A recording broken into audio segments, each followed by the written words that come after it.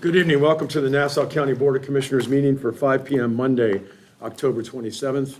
Please rise for the invocation and the Pledge of Allegiance. Invocation this evening given by Mr. Urban Gilliard.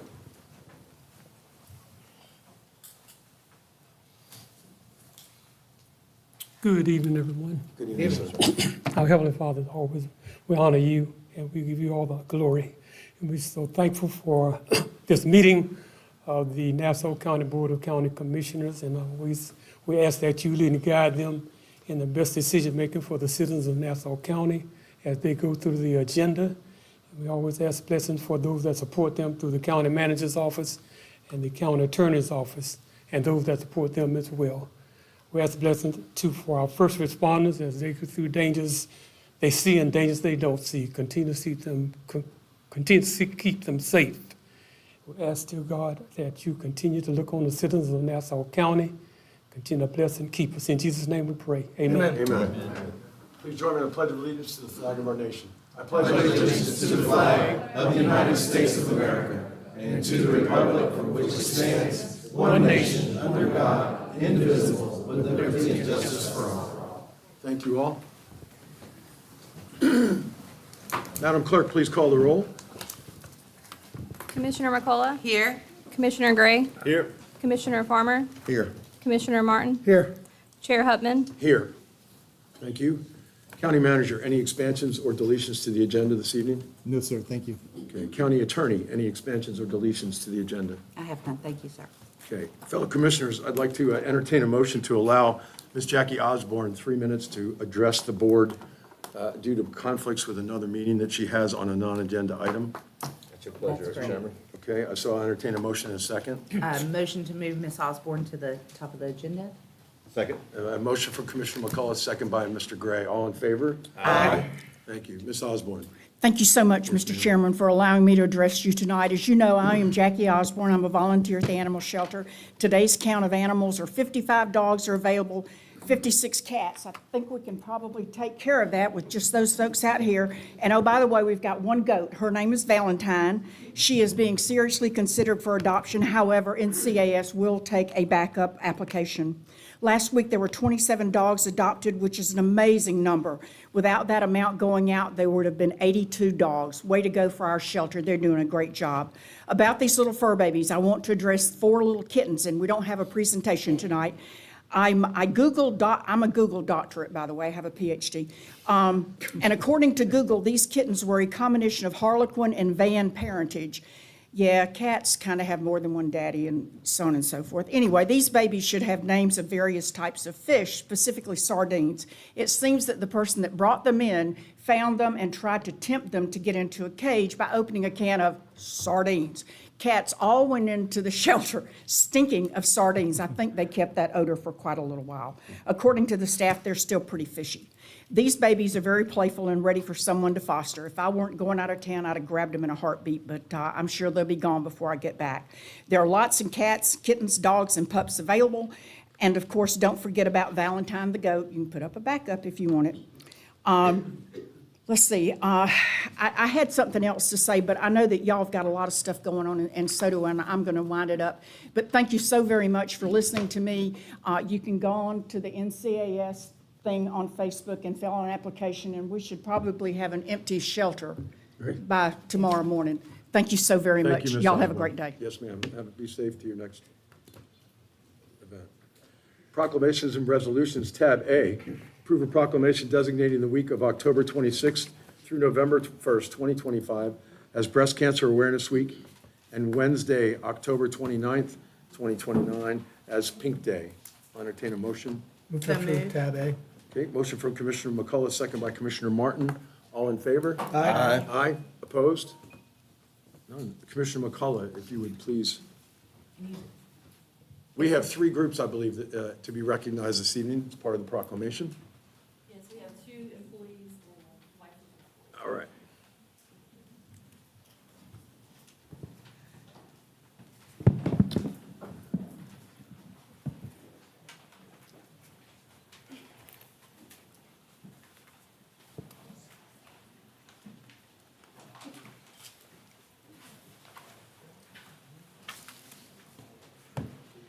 All good group. This is a good group. Yes. This is a proclamation of the Board of County Commissioners of Nassau County, Florida. This is Breast Cancer Awareness Week and Pink Day for October 27th, 2025. Whereas breast cancer touches the lives of Americans from every background and in every community across our nation. And whereas the American Cancer Society estimated that in 2025, approximately 310,720 new cases of invasive breast cancer would be diagnosed in women in the U.S., along with 56,500 new cases of non-invasive breast cancer. And whereas breast cancer in men is rare, however, an estimated 2,790 men in the United States will develop breast cancer this year. And whereas, besides skin cancer, breast cancer is the most commonly diagnosed cancer among American women, affecting 1 in 8 women. Whereas, breast cancer awareness educates men and women about the importance of early detection.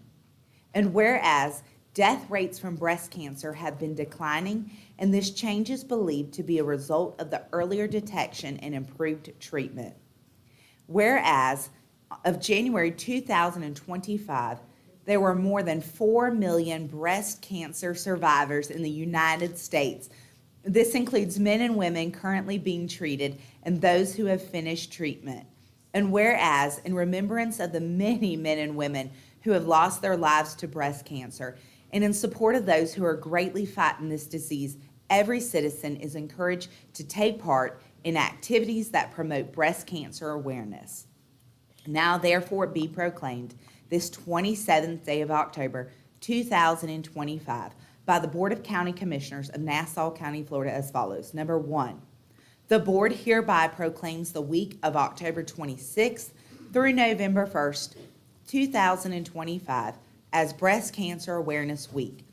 Number 2, the board hereby proclaims Wednesday, October 29th, 2025 as Pink Day. And this is attested to by our chairman, Mr. A.M. Hutman, and approved by Denise May, our county attorney. So I have 3 proclamations. I want to make sure that they get in the correct hands. So, hold on.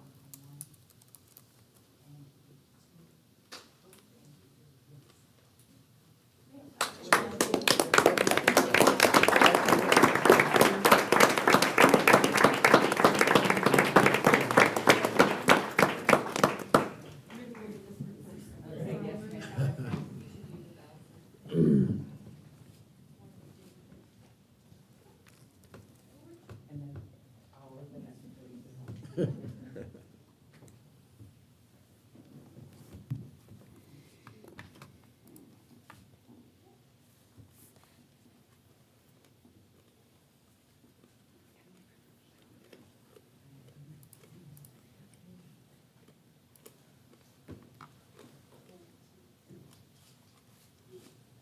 And I'm going to open up the podium for each of y'all to speak. No? Okay, no? Okay, you're good. Yes?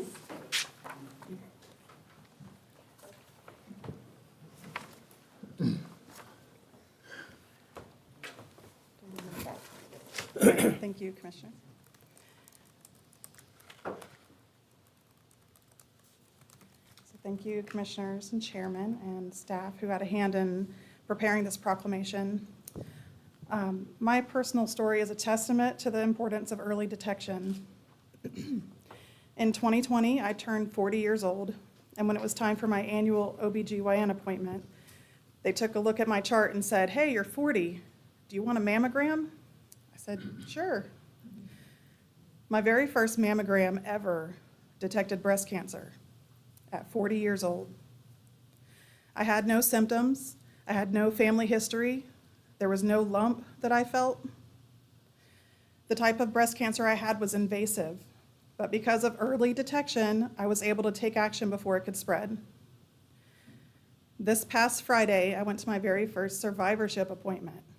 It's now been 5 years since that first mammogram.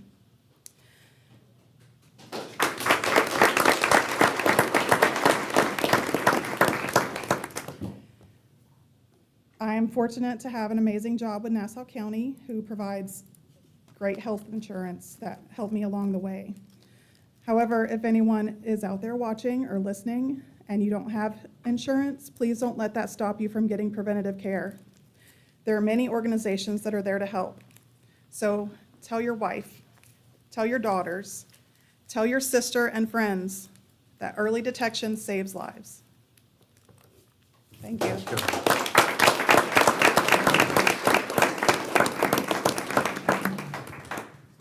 Thank you all for coming out this evening to be recognized. We appreciate your courage.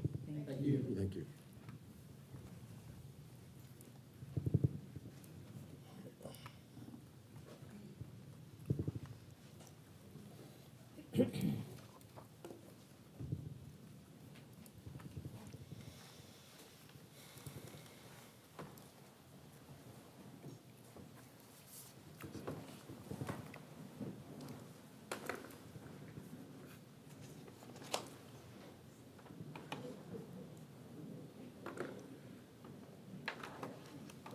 Tab B, presentation of the economic contributions of forest product manufacturing in Fernandina.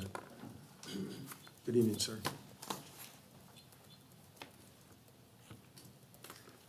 Good evening. My name is Eric Schmidt. I'm the Community Relations Manager for West Rock, Smurfit West Rock, and I'm here representing the three forest products companies in Nassau County, Lignitech, Ryam, and Smurfit West Rock.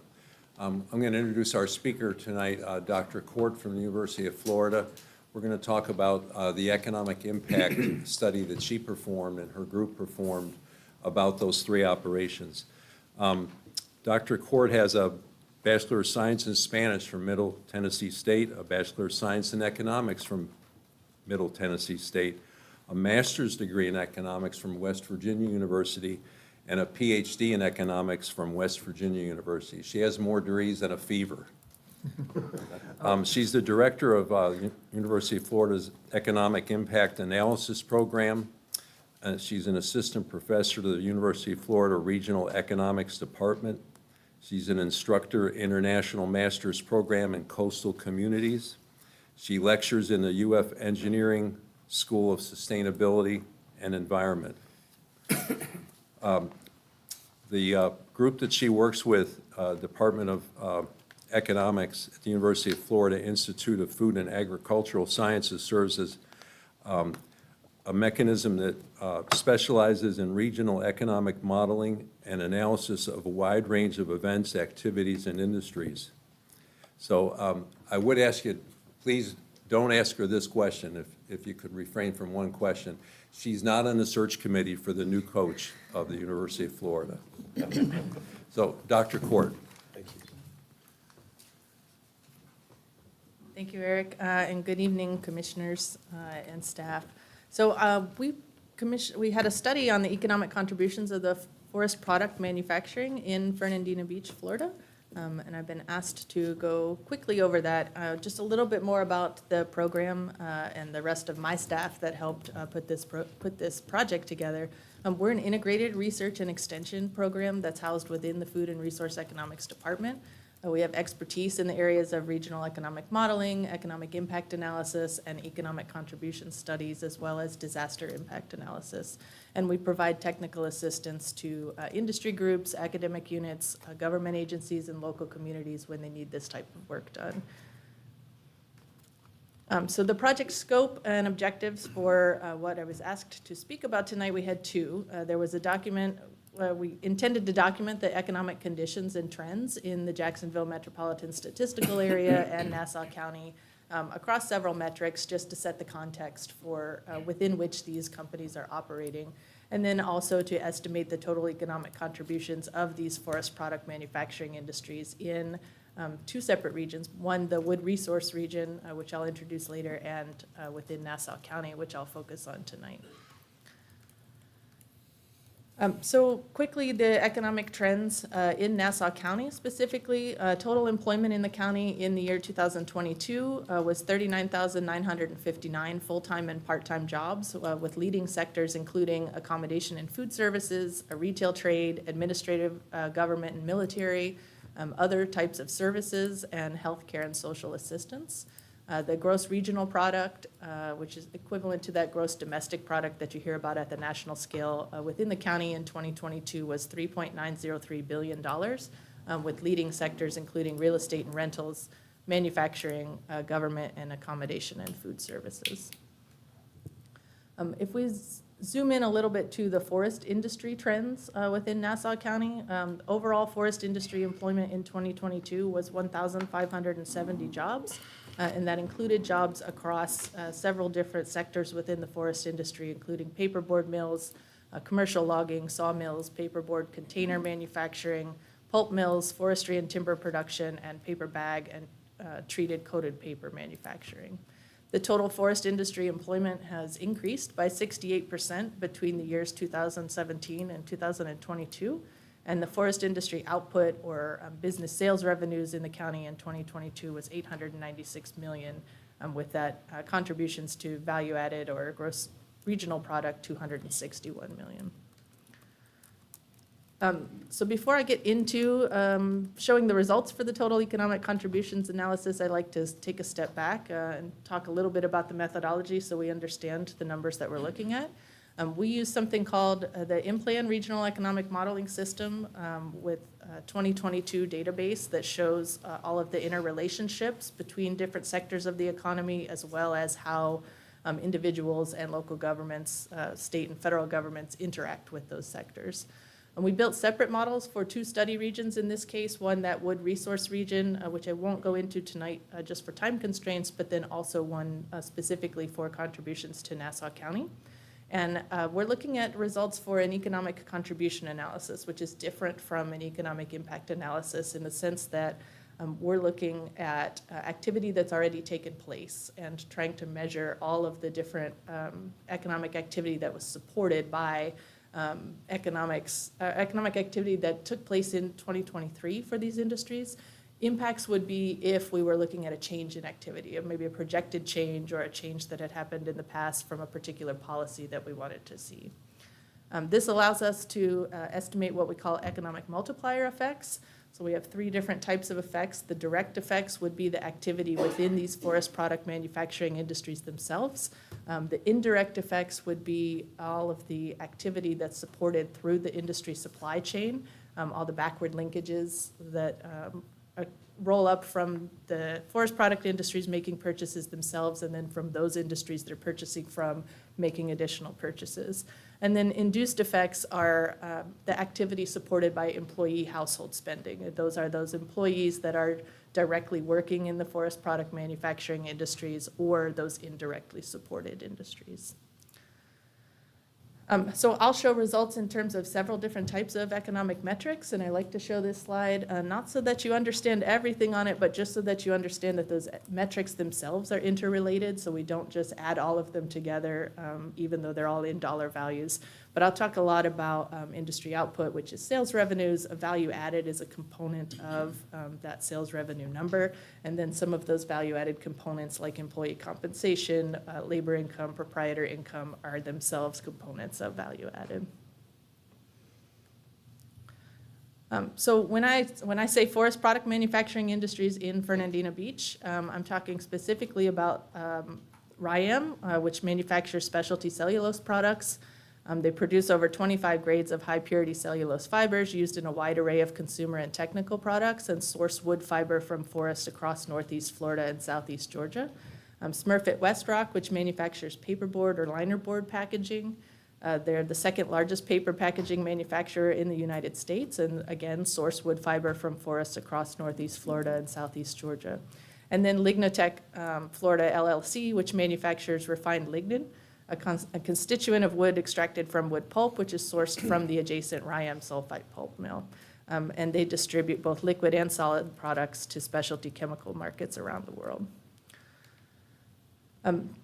So I mentioned that we did two types of analyses, or two regions of analysis. One you see in green here, which was a 41-county wood resource region in northeast Florida and southeast Georgia.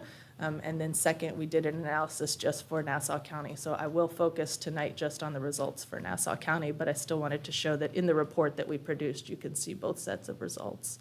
Across these three companies, the total production volume included was 129,645 tons of refined cellulose, 789,523 tons of paperboard, 1.3 billion square feet of paperboard packaging, and 82,000 tons of lignin products.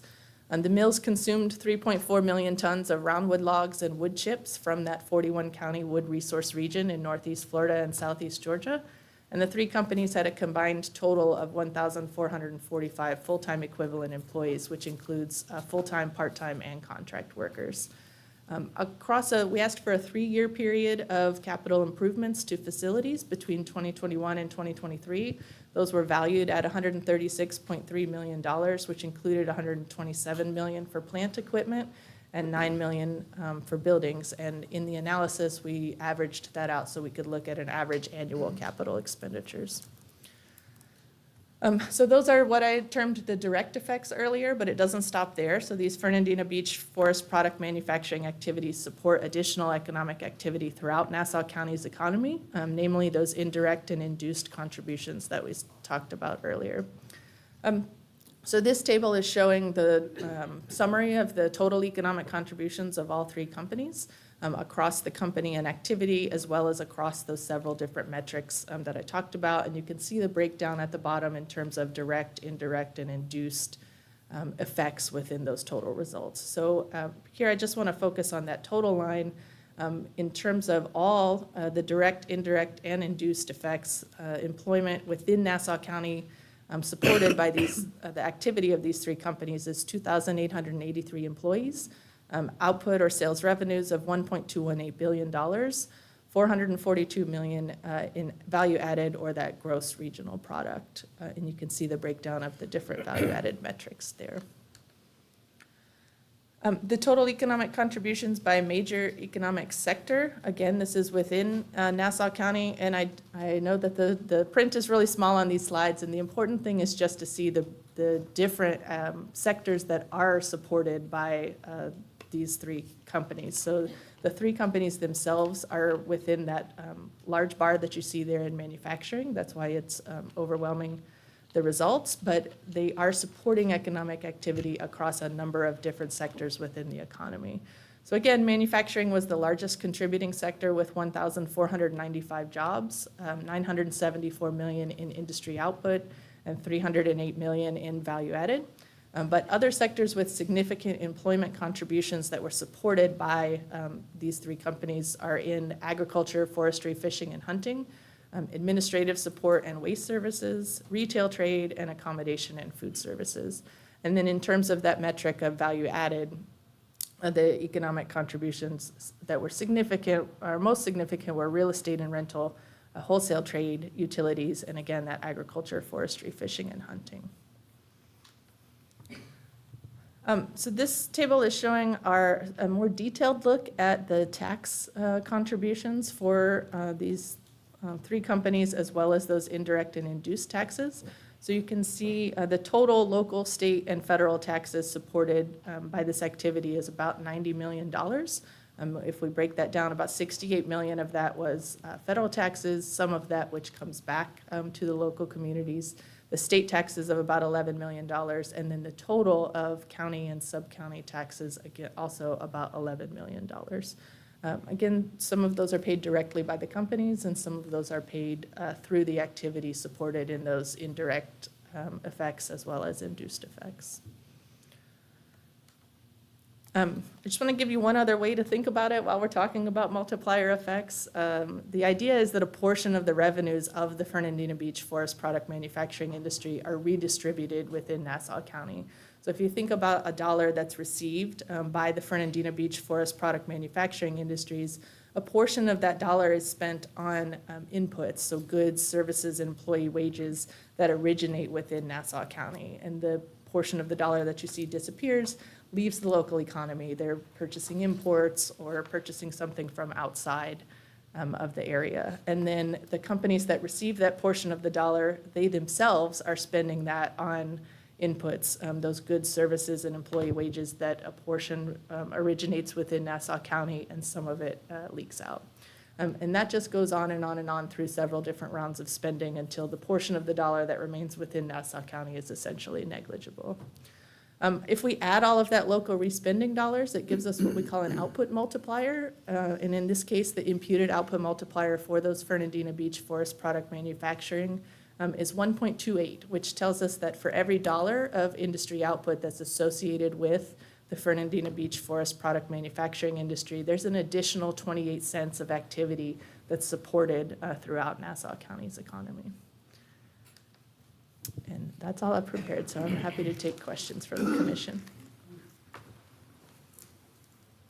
Any questions? Not seeing any. Thank you. Not a question, Yep. just a statement. Yes, ma'am. I just Commissioner want to McCullough. thank you for your diligence.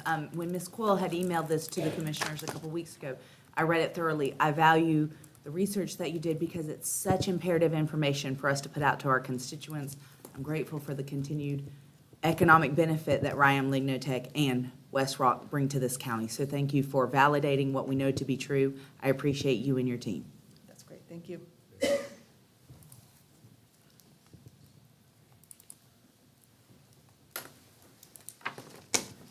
All right, consent items. If any board member wishes to move a consent item to new business, please do so now. Mr. Chairman, Yeah, Commissioner Martin. I would like to move tab F from consent to new business.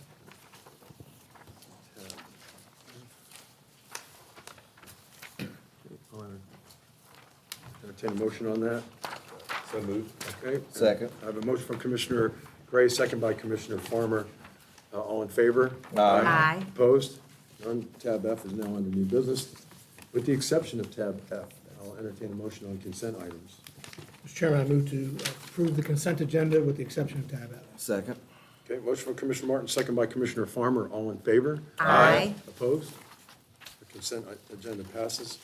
Tab F, under new business, any member of the public may address any item under new business at this time. The time limit is 3 minutes. Is there anyone who has, I have no speaker cards, correction. Dr. Gluck, I do have one speaker card under tab T, so I'll recognize that. I assume you want to speak on that item when it's called, ma'am? Yes, ma'am, thank you. Okay.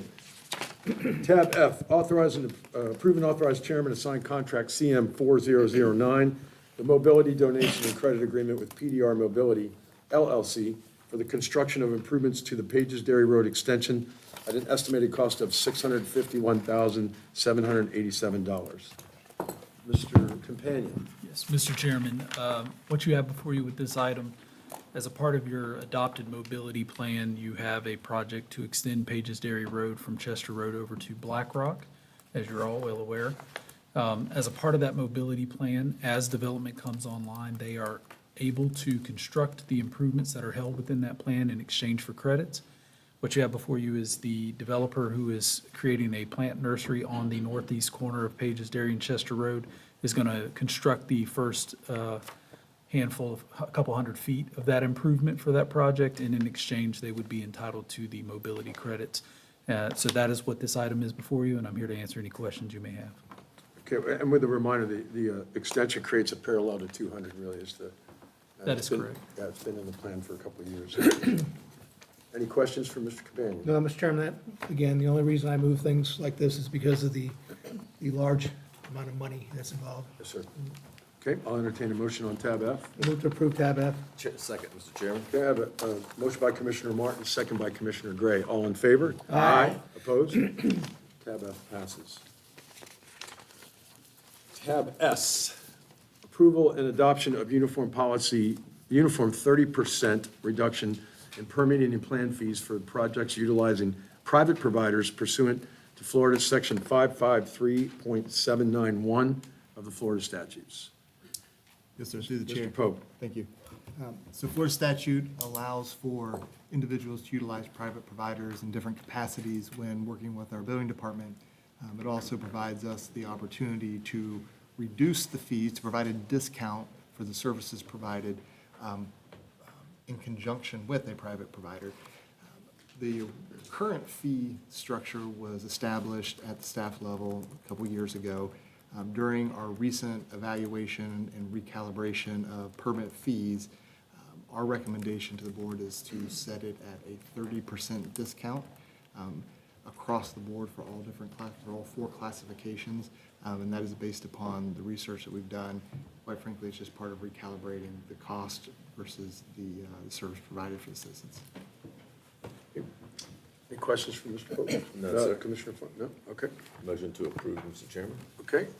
That motion. Motion from Commissioner Gray, a second by Commissioner McCullough. All in favor? Aye. Opposed? None? Tab S passes. Tab T, approve and authorize the chairman to sign contract CM 4006 with the State of Florida Department of Health for the operation of the Nassau County Department of Health for the contract year 2025-2026. Mr. Pope. Thank you. So this is an annual activity that we undertake as part of our relationship with the state of Florida and with the Department of Health. There's a portion of their funding that comes from the local government, and this executes that agreement. Okay. Dr. Gluck, any comment?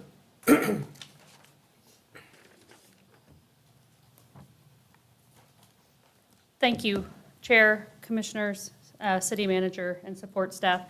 Kara Gluck, 92776 Shipton Lane. I just wanted to take a moment to say thank you for the support that you provide to the Department of Health here in Nassau County.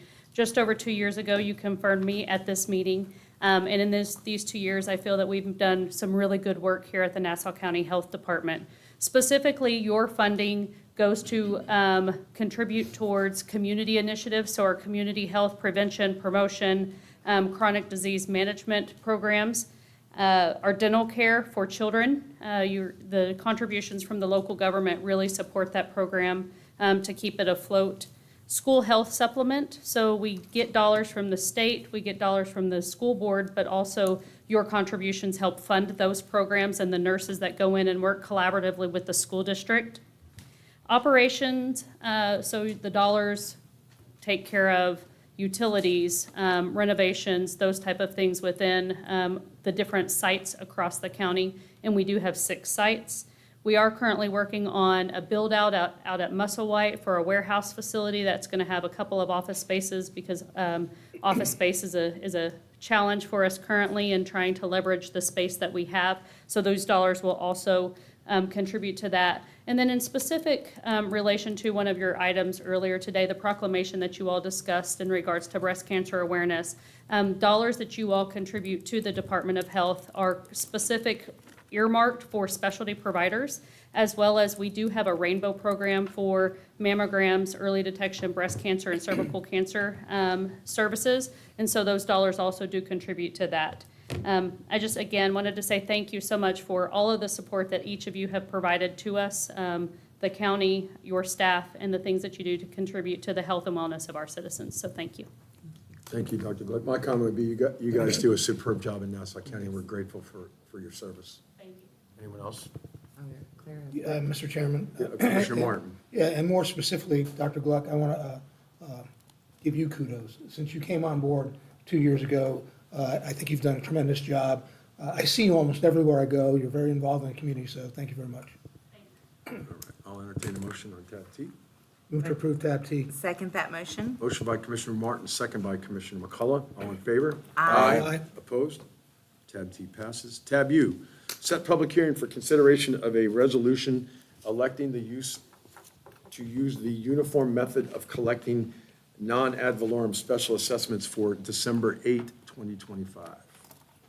Yes, Mr. Chair. Annually, you adopt this resolution, which basically says that you will use the non-ad valorem special assessment and the uniform method of collecting it. This is an annual resolution to ensure that your assessments under your MSBUs or MSTUs can be collected on the tax rolls. We are asking tonight that you set the public hearing for consideration of this resolution for December the 8th, 2025. Move to approve tab U. Second. A motion by Commissioner Martin, second by Commissioner Farmer. All in favor? Aye. Opposed? Tab U passes December 8th. Thank you, Madam Attorney. You're on a roll. How about we cover legislative public hearings? Yes, sir. Thank you, ma'am. Tabs V through AB are legislative hearings. The procedures tonight are in place to give all who wish to speak for or against an item the opportunity to do so. Those wishing to speak for or against an item being considered will have 3 minutes to address the board. All statements should be addressed to the board, and only the item under consideration. Speakers should not engage in personal attacks on other speakers, staff, or board members. Speakers must begin by stating their name and address for the record. Speakers should not be repetitive or restate the same information as previous speakers. Sharing or transferring of time is not allowed. The clerk will control the time allocated. Again, that is 3 minutes. Any speaker that has documents as a part of their presentation will present them to the deputy clerks. They do become a part of the permanent record. This meeting is being recorded, so please no applause, outburst, or talking, as it does distort that recording. The board will then close the public hearing and discuss the item under consideration. They may ask questions of the speakers or staff. The board will then deliberate and vote on the item before them. Thank you, Mr. Chair. Thank you, ma'am. Tab B through AB are legislative hearings. Tab V, adopt the lobbyist registration ordinance which will require lobbyists as defined to register with the county. I will open the floor under tab V. Staff presentation, Mr. Hamby.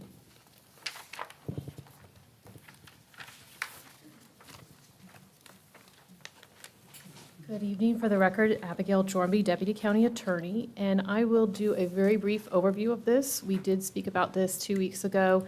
This is your adoption hearing for the potential lobbyist registration ordinance. Keep in mind, this ordinance would define what is a lobbyist, what is lobbying activity, and would require lobbyists to register or be penalized for failure to register. Lobbying is a broad definition. It's seeking to influence the outcome of any decision of this board or any advisory boards, the county manager or staff. But it is, the one requirement we discussed last time was that it has to be receiving compensation. So lobbyists has to receive compensation in order to be actually lobbying. We discussed that there are exemptions or exceptions to this definition, which would pretty much make common sense if you have someone who's an employee, contract employee of a governmental agency, elected officials or staff, even a person in their own capacity. So the ordinance does have those considerations in place. Briefly, we will use the county attorney's website. It will be online, totally digital process where they would fill out a form and be registered. And that would give us the ability to, at any moment, prepare a list of who has registered. It will be basically day-to-day. Every time someone adds the name and registers, then we will have that updated list. There will be penalties if there is a failure to register. It starts out with a written warning from the county manager, and depending on how many times an individual continues to lobby without being registered, they would be penalized accordingly. There is the ability to bring it to an appellate process before this board if a person feels like they have been penalized in violation of the ordinance. Once again, that is a very brief overview. We did discuss this at length at our prior meeting a couple weeks ago, so unless there's any questions, this ordinance is before you for adoption. Thank you, Mr. Armby. Any questions? Nope. Okay, I have no public speaker cards on tab V. I will close the floor to public discussion or deliberation, or I'll entertain a motion. Mr. Chairman, Commissioner Martin. based on review of the applicable testimony and evidence provided, my motion is to approve the ordinance under tab V. Second. Motion by Commissioner Martin, second by Commissioner Farmer. Madam Clerk, please call the roll. Commissioner McCullough? Yes. Commissioner Gray? Yes. Commissioner Farmer? Yes. Commissioner Martin? Yes. Chair Hutman? Yes. 4 ayes, 0 nays. 5 ayes, 0 Five nays. ayes, yep. Sorry. Thank you, ma'am.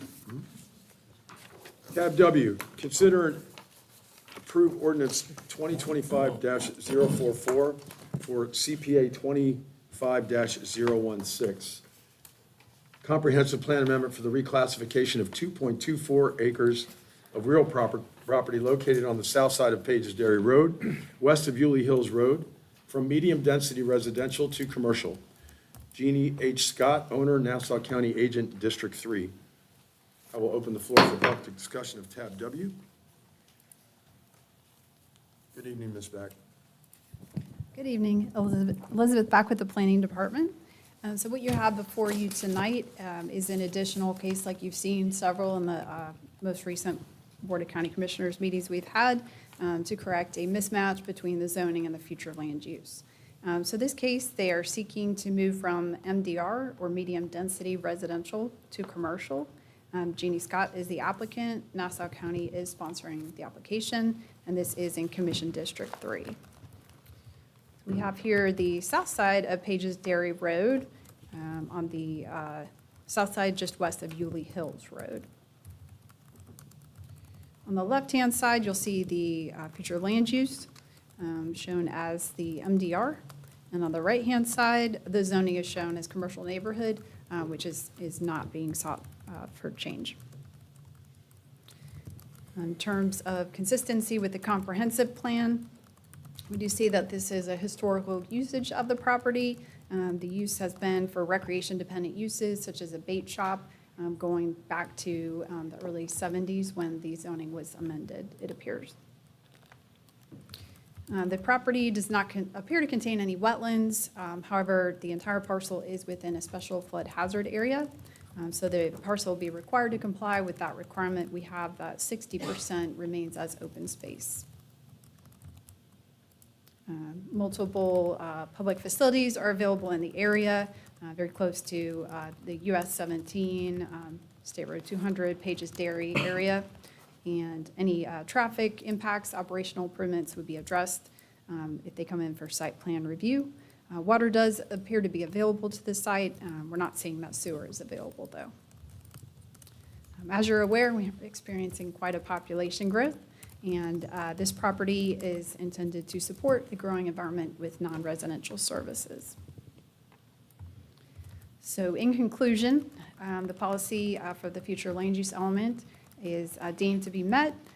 The requested amendment is found to be consistent with the comprehensive plan, especially policy FL.01.02C. Based on these findings, staff is recommending approval of this application. And I can add that the Planning and Zoning Board heard this recently and also did recommend approval. Be happy to answer any questions. Any questions from the staff? No, seeing none. I have no speaker cards for tab W. Close the public comment on tab W. Board deliberation, or I'll entertain a motion. Mr. Chairman, Commissioner Gray. based upon the record, evidence, and testimony received, I found that the plan amendment is consistent with the policy FL0102C and policy FL0104A through G of the Nassau County Comprehensive Plan, and therefore my motion is to approve CPA 25-016. Second that motion. Motion by Commissioner Gray, second by Commissioner McCullough. Madam Clerk, please call the roll. Commissioner Martin? Yes. Commissioner Farmer? Yes. Commissioner Gray? Yes. Commissioner McCullough? Yes. Chair Hutman? Yes. 5 ayes, 0 nays. Tab X, consider and transmit ordinance 2025-052 for CPA 25-021, comprehensive plan amendment for the reclassification of 3,052.65 acres of real property located on the north side of State Road 200 between I-95 and Griffin Road from agriculture AGR to transect 1 T1, transect 2.5 T2.5, transect 5 T5, and transect 7.5 T7.5. Radiant LLC, DBA is Radiant Places, the property's LLC owner, Nassau County Agent, District 4. I will open the floor for public discussion on tab X. Staff presentation. Welcome back. Thank you. So what we have before here tonight is, compared to the last one, this is not a mismatch situation. This is a request to meet the requirements and the vision for the Timber to Ties design overlay, which was recently approved as a design overlay in June of this year. And this particular request is over 3,000 acres of land, moving from agriculture or AGR as the underlying land use to a variety of transects running from T1, transect 1, which is the natural area transect, all the way to transect 7.5, which is a special district known as the Central Nassau Employment Area. Radiant LLC is the applicant, and Nassau County is sponsoring this request. It is in Commission District 4. So to move ahead for information, these parcels are located on the north side of State Road 200, just west of I-95. You'll see the parcels highlighted in red. and it almost runs to Griffin Road on the west-hand side there. This is the Timber to Tides transect map, so the vision for what would be shown in this area. There are a few parcels, more than one parcel in each of these areas that are excluded from this request.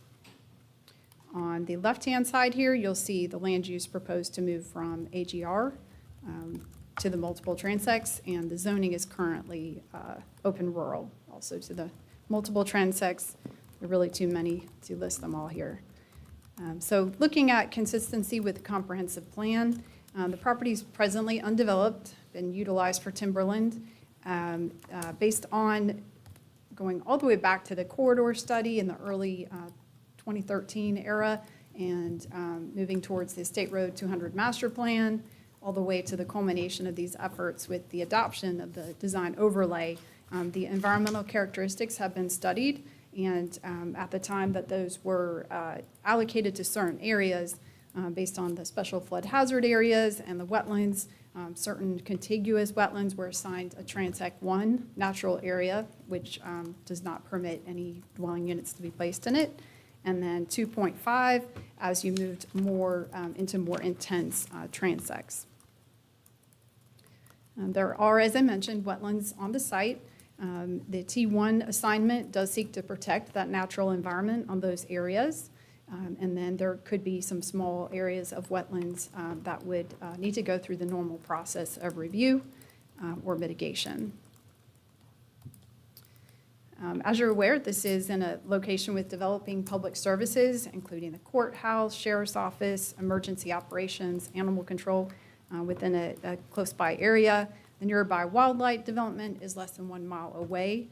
Fire station is planned to be located about 3 miles away near Still Quarters, and then also just south of State Road 200 on Edwards Road was a fire station recently constructed.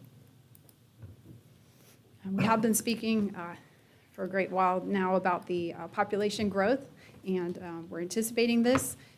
This area will both support the residential and the non-residential supportive uses, and we're anticipating a large area for employment generating jobs. So I'm available for any questions. I did want to mention that following the Planning and Zoning Board meeting, where the board members did recommend approval of this application, we did meet with some folks in the area that live in the neighborhood and talked about stables and equestrian uses. I can tell you today that staff is looking into and is working on processing something to bring forward to you that would potentially permit stables and equestrian uses as a conditional use within the T3 or Transect 3 zoning district and land use.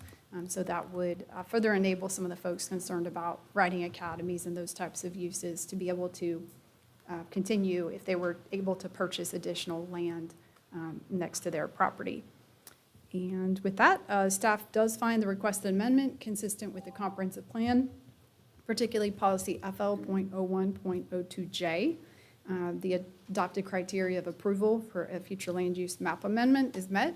Staff is recommending approval, and I should mention that tonight this is to transmit. The motion is to transmit, should you decide to do so, and then we would bring it back after receiving any staff comments, and an additional staff, supplemental staff report would be provided to you at that time.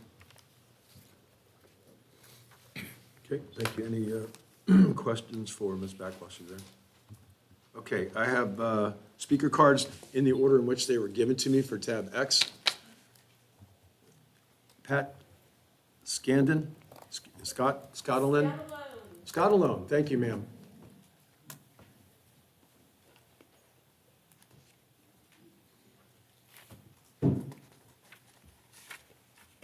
Good evening. Good evening, ma'am. You would state your name and address for the record, Not a please. problem. My name is Pat Scattalone. I live at 96454 Auto Run Drive, Fernandina Beach, Florida. This is my first time speaking before you, so I apologize if I'm a little nervous. I attended the zoning board meeting here on October 7th.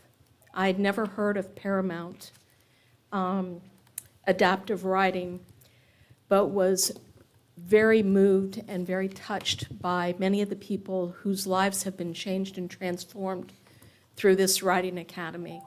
I work with trauma patients and I work with disabled people, and to hear that there is a group of people helping an underserved area in our community is a wonderful thing. Ranier representative stood up and said that he wanted to be a good neighbor. And the question had been raised, were there any site plans? And at that time, the answer was no. I was concerned to see that a week after that meeting, that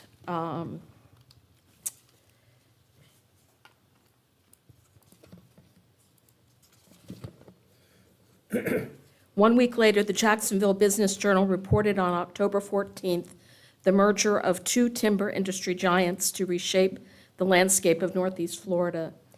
The lead statement spoke about Ranier and PotlatchDeltic merging to create a $7.1 billion timber giant, and Wildlight offices would be at the key hub.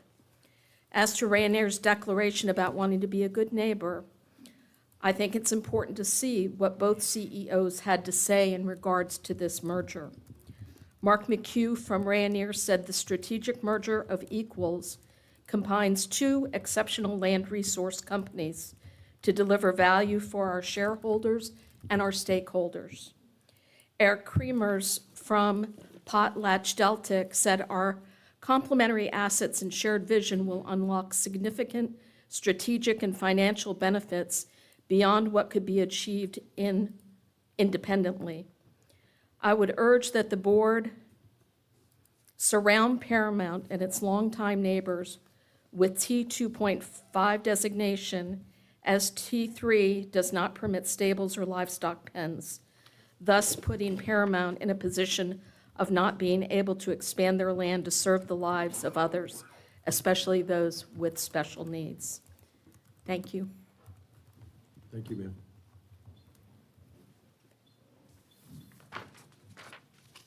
Mr. Roger Andrews?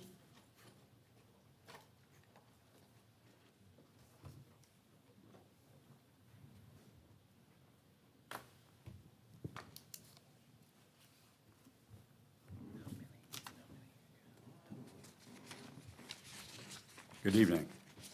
My name is Roger Andrews. My address is 86019 Shelter Island Drive, Fernandina Beach. I'm here tonight in an effort to prevent a serious limitation on the works of Paramount Adaptive Writing Center, an IRS-registered 501c3 organization that is surrounded by the proposed development. Paramount currently provides essential therapeutic services to more than 80 individuals with conditions such as autism spectrum disorder, ADHD, PTSD, traumatic brain injury, and other challenges. This includes children and adults, many of whom are military veterans. Significantly, Paramount also has a long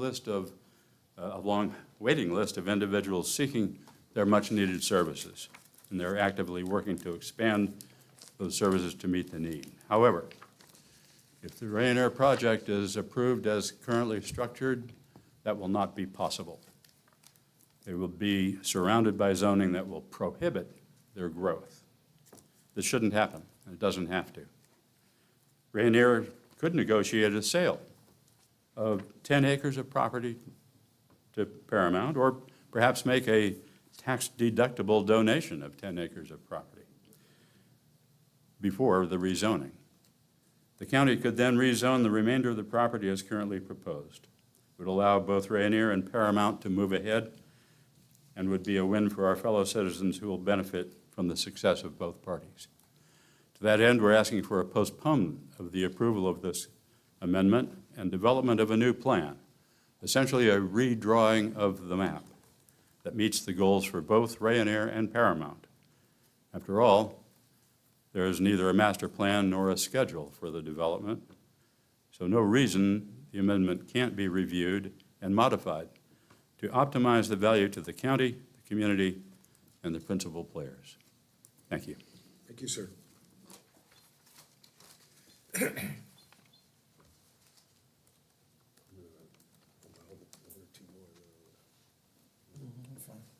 right. Mackenzie Patterson?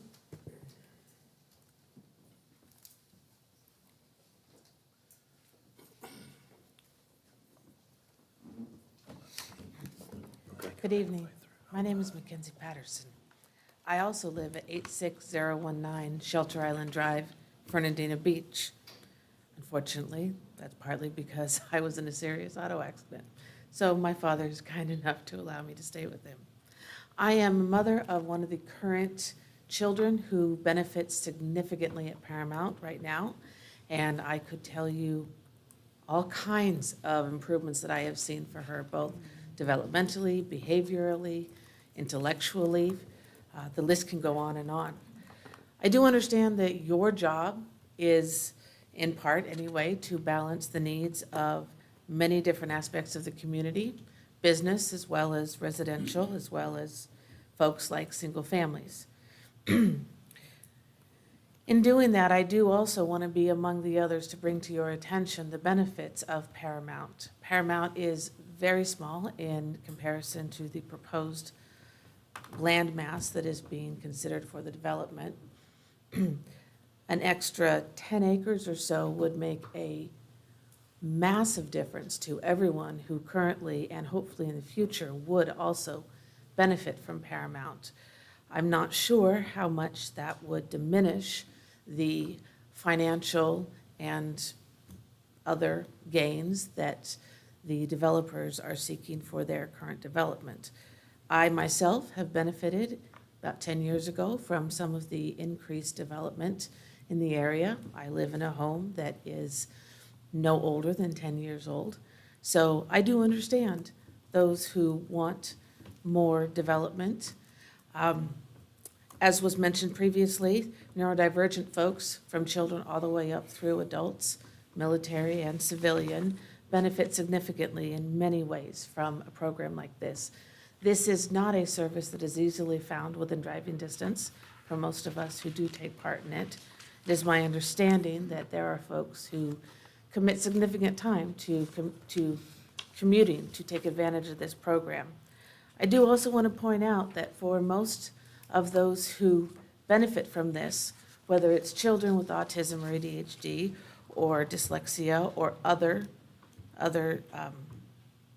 diagnoses, or whether it's military vets, they too are very likely to be contributors to this community in the future. Many of us in this room probably can name at least 3 or 4 very well-known CEOs, Fortune 500 company owners, who themselves are neurodivergent. Neurodivergence, in many forms, really lends itself to being an entrepreneur, to being successful in the business world, as well as just a personal diagnosis. Those who are currently benefiting, some have already contributed significantly to all of us in their military service. Looks like I'm out. Thank you, ma'am. Thank you. Yes, ma'am. Ms. Krista Jerkovich?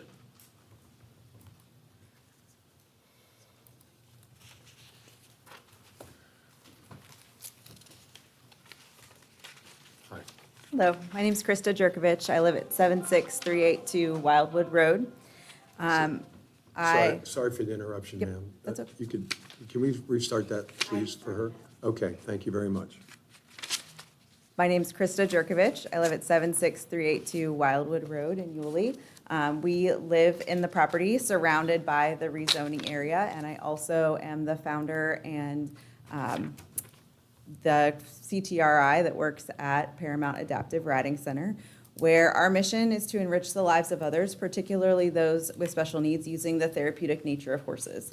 I know that you've gotten to hear from several folks who have benefited from what we do there, and I'm not here to toot my own horn or tell you that what we do is great. I'm really here to tell you that Initially, we were told that these meetings were about, is the map correct? And I would argue that the map is not correct because we established our farm in an open rural zoning area surrounded by open rural zoning. We are operating an agricultural farm in that property, which would be considered T 1.5 or T2. According to the county's development map, there should be no jumps between the T tracks, the different levels, transects. And so labeling us incorrectly as T 2.5 and jumping to T3 is the way this map is currently set up. I would argue that we are operating as T 1.5 or T2, so the jump around us should be T 2.5. There are a lot of concerns for development of a high-density mass around us related to safety of our students and our horses, related to flooding issues with neighborhood developments, relating to the atmosphere that we have at our farm. And so I think that it has not been drawn correctly. I also have learned the environmental impact analysis has not been done for that area, and that leads into our flooding concerns. That's something that needs to be done prior to rezoning all of that area into residential land. I would just encourage you, please don't rush this because this is the first plan that's presented to you. There is no site plan according to what we've been told. There's no hurry. We've been told that Rayonier wants to be a good neighbor, and we're very happy to hear that, but also we have no guarantee, especially with this new merger, that that will happen. But if you are able to redraw the map and we can be surrounded by less intense zoning in our area, then that does ensure that we're not going to be surrounded by 150 houses and all that comes with that. So I would ask that you would consider to rezone that area instead of T3 as T2.5. And if this does pass, we do request that stabling and agricultural use be added to the T3 designation so that we are able to expand our services in the future. We've already grown quite significantly in the 5 years that we've been here, and we would like to continue to do that. We're very passionate about it. So thank you for your time. Thank you, ma'am. Anthony Jerkovic.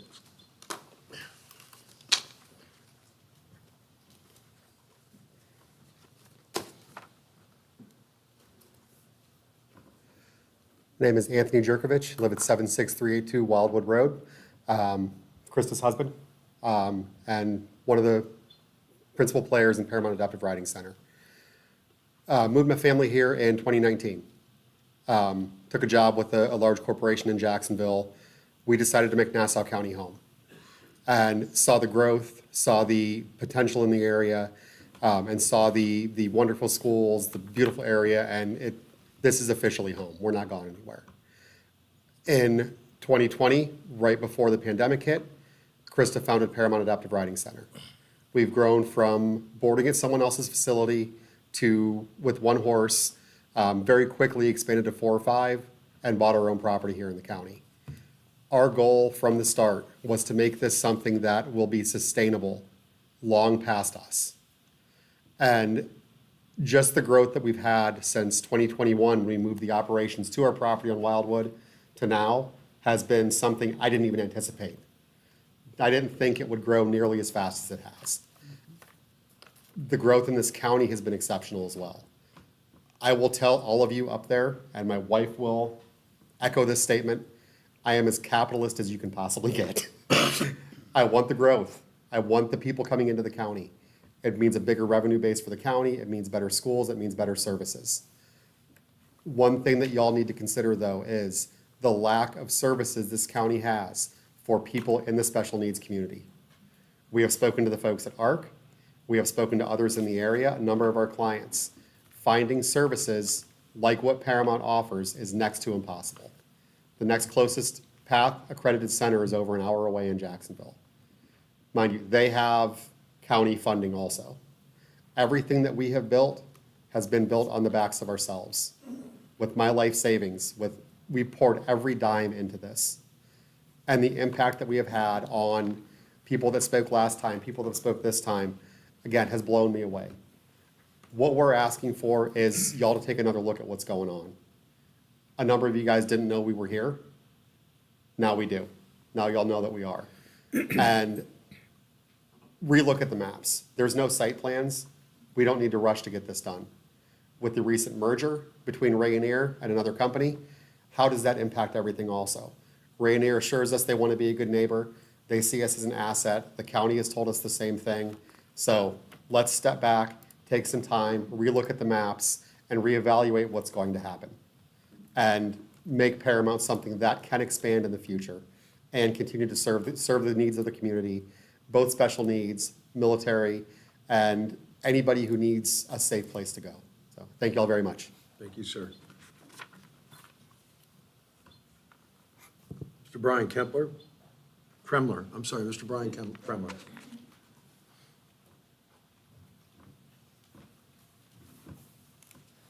Good evening, I'm Brian Kremler. My address is 66004 Fred Minor, so I live at the very bottom of where it's going to be rezoned. I'll make 4 quick points. So first, by your own rules, the application should not have been accepted, never mind sent to the Planning and Zoning Board, because there was not an environmental impact assessment done within 12 months prior to the application. Secondly, it's not consistent with the timber to tides overlay or the 2050 plan because it jumps zone to zone. So my property, for example, is going to be bordered by this map anyway, what could be 3 or 4 story apartment buildings directly on my property line. So it goes from agricultural to, looking at the back of somebody's apartment, which, again, by the timber to tides overlay, there should be a 2.5 to 3 to 3.5, not straight from 2.5 to 3.5. Thirdly, by the survey in the 2050 plan, no one actually wants this to happen. The survey that 3/4 of people want slower growth, say we have enough apartments and not enough conservation. So your own constituents generally don't want this. And fourthly, I'm a 20-year police officer. The sheriff's office here cannot keep up with the kind of growth you're going to invite by filling that area with apartments. Okay? The school's already overcrowded, traffic is going to get worse. Excuse me. Governments are not proactive. You can't just go build schools, right? You have to wait until there's a population. You can't go build highways until there's enough traffic to justify it. So we're going to be behind. So if you do that, you're looking at growth that is uncontrollable. So there's my 4 points. I have some paperwork I'd like to leave. Can I leave that with you? And copies of some stuff I've sent to commissioners and the planning department already, if anybody's interested. Thank you. Thank you, sir.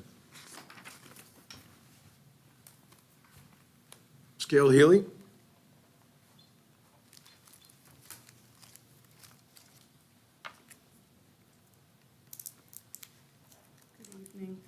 My name is Gail Healy, and I live at 862538 Northampton Club Way.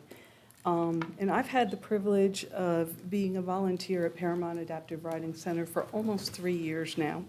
So I am here to ask you to reconsider the zoning that is going on around the therapeutic riding barn, because that place is not just vital, it's irreplaceable to the people that it serves.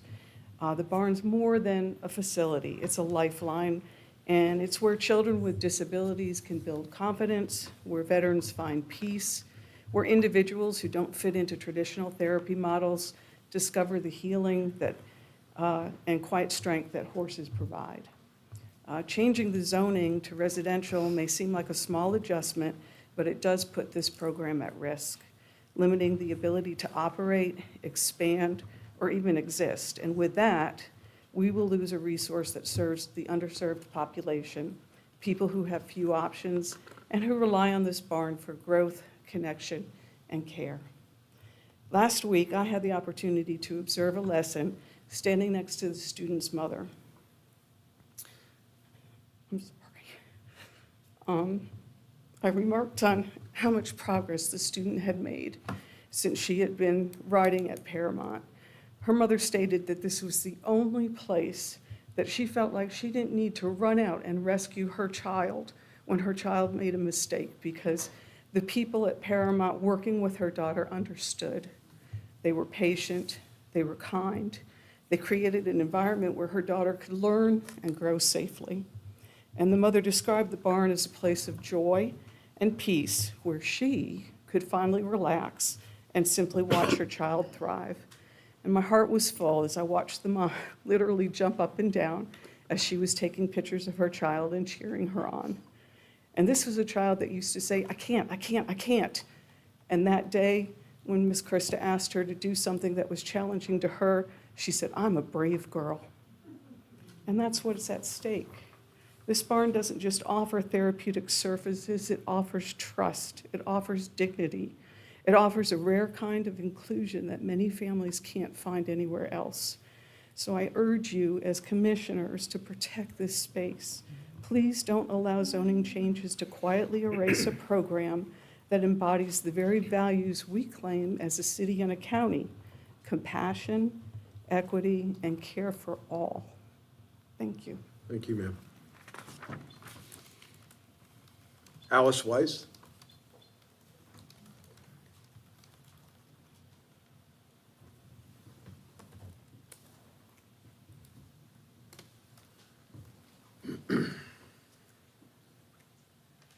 Good evening, Commissioners. Thank you for allowing us to speak. My name is Alice Weiss. I'm an RN and have been a Nassau County resident now for almost 21 years. If you could state your address, please, for the record. I beg your Your address as well, ma'am, thank you. Oh, yes. Yes, Sorry. ma'am. I'm also fighting with a pair of brand-new hearing aids, so I may have to ask twice. I'll just state it as But, yeah. 85338 Blackman Road. for It you. is, Yes, ma'am, yes. thank you. Right here in Yulee, down in the Wilson Neck neighborhood. So as, and also I'm a volunteer for about the last 3 or 4 months at Paramount Arc. So that's my point of view. As the Nassau County Commission, you are involved and influential in all aspects of the life and well-being of Nassau County residents. Regarding the rezoning of these 3,000-plus acres, I strongly urge this commission to consider, I don't know if I'm using the correct term here, but like a special variance in this rezoning decision for the area surrounding Paramount Adaptive Riding Center. As you probably know, I couldn't hear what anybody else said, but what little I did hear sounded right on. As you may know, Paramount Arc is a nonprofit organization providing certified equine-assisted learning to neurodivergent children and adults in and beyond Nassau County. It's a fairly unique institution in our area here. Let's see, it's self-sustaining at present with the goal of expanding services and continuing its mission into the future. Its benefit to our Nassau County community includes improvements in client mental and physical health, in confidence, in focus, in social interaction and personal growth, as well as all the other known benefits of equine-assisted learning. It's a very special place.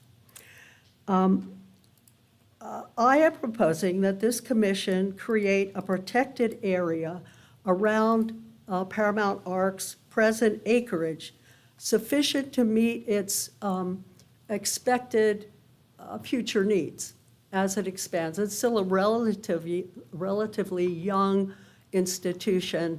I'm thinking 6 years, 5 to 6 years. So my urgent request to you all is to provide a protected area buffer, a proper buffer that will allow the students and the horses and other future areas within the Paramount Arc purview to be clearly described in the zoning, in the rezoning decision. And I thank you for listening. Thank you, ma'am. Janet Escobedo?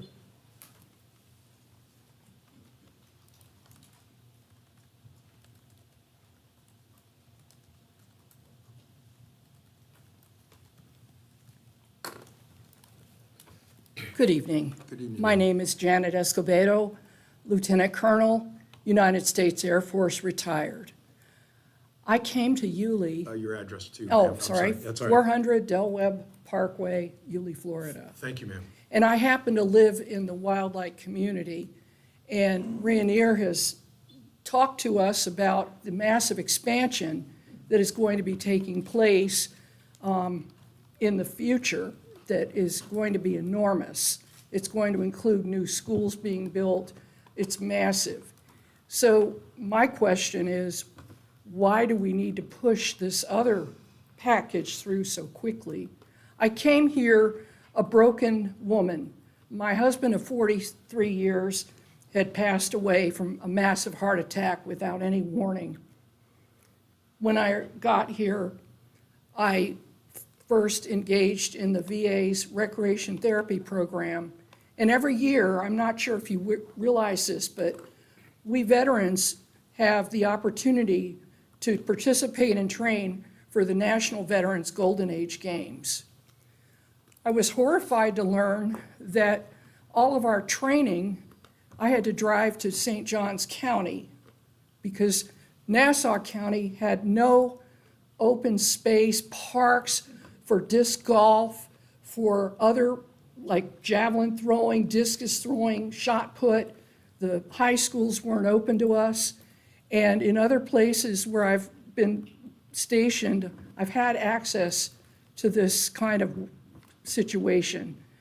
So I started volunteering at Paramount because it was hard to drive those hour and a half to St. Johns County.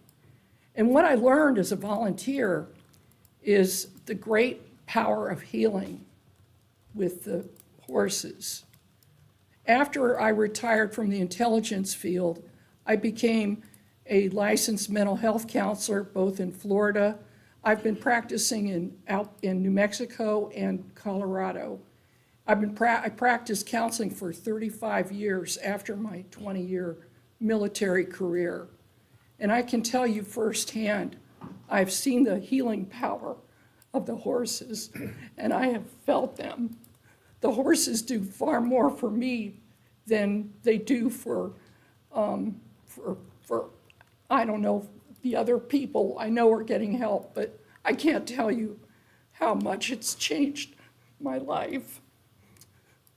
Finally, I grew up in Annandale, Virginia, a suburb of Washington, D.C. And in the 50s and 60s, it reminds me of Yulee. It really does. If you've ever been to D.C., you may have remember Patty's riding stable. That's where I learned to ride horses when I was just a tiny girl. Now, if you go to that same area, it's nothing but townhouses and congestion and lots of traffic. It's ruined. I beg you to think about preserving space for us veterans that need recreation closer to our home. Thank you. Thank you, ma'am. Thank you for your service. You're welcome, sir. Ms. Nancy Webster?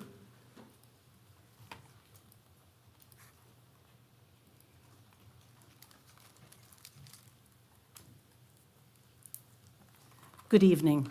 I'm Dr. Nancy Webster. My address is 75240 Ravenwood Drive in Yulee.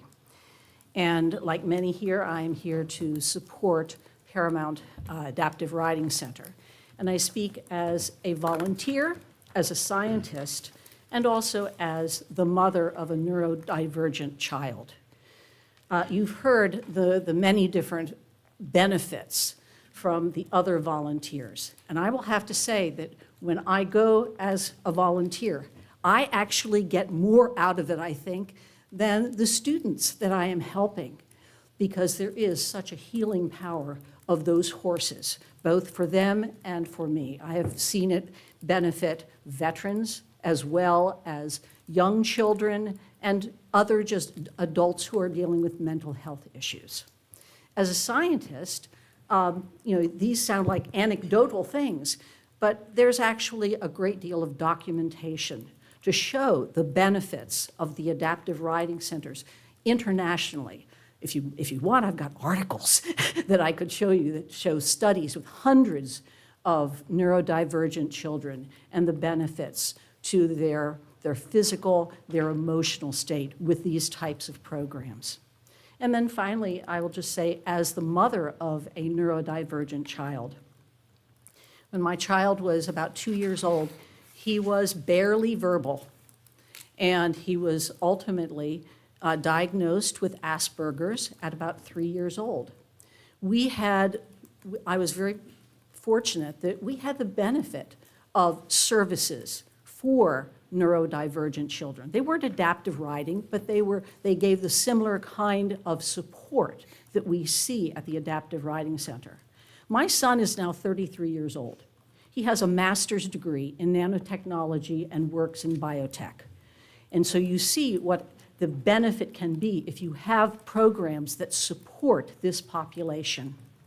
So this being the case, as this board considers long-term zoning for that area surrounding Paramount, please remember that as you bring in more housing, you are bringing in more families who will need the services of a program like Paramount. And this could actually be a real draw to bring families into the area if they know that these services are available for them. So please, I urge you to make your decisions with the mindset that Paramount will be able to grow, offer these services to this population, and be maintained for many years to come. Thank you so much. Thank you, Dr. Webster. Mr. Warren Morello?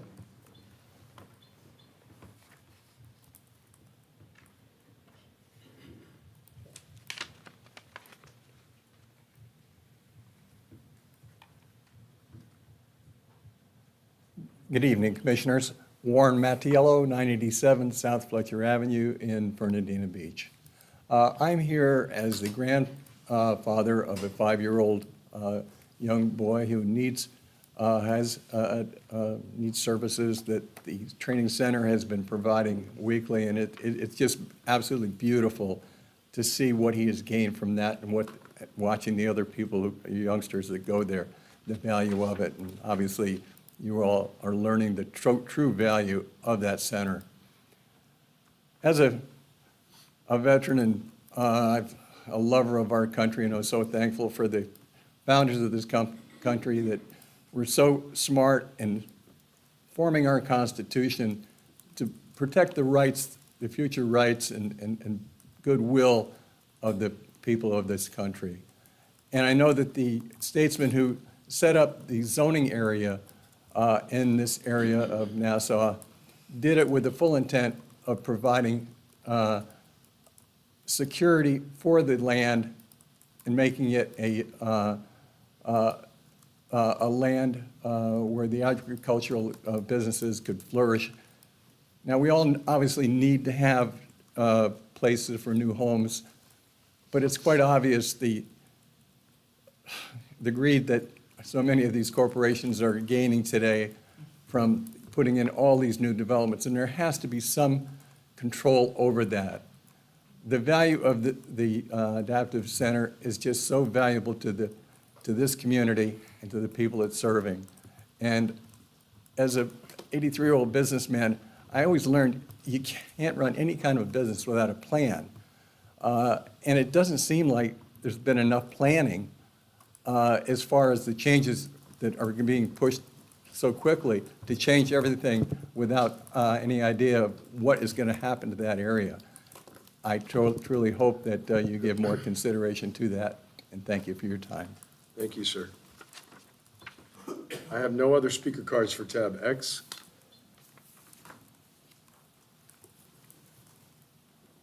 Mr. Hinton? Yes, sir, I'll recognize you.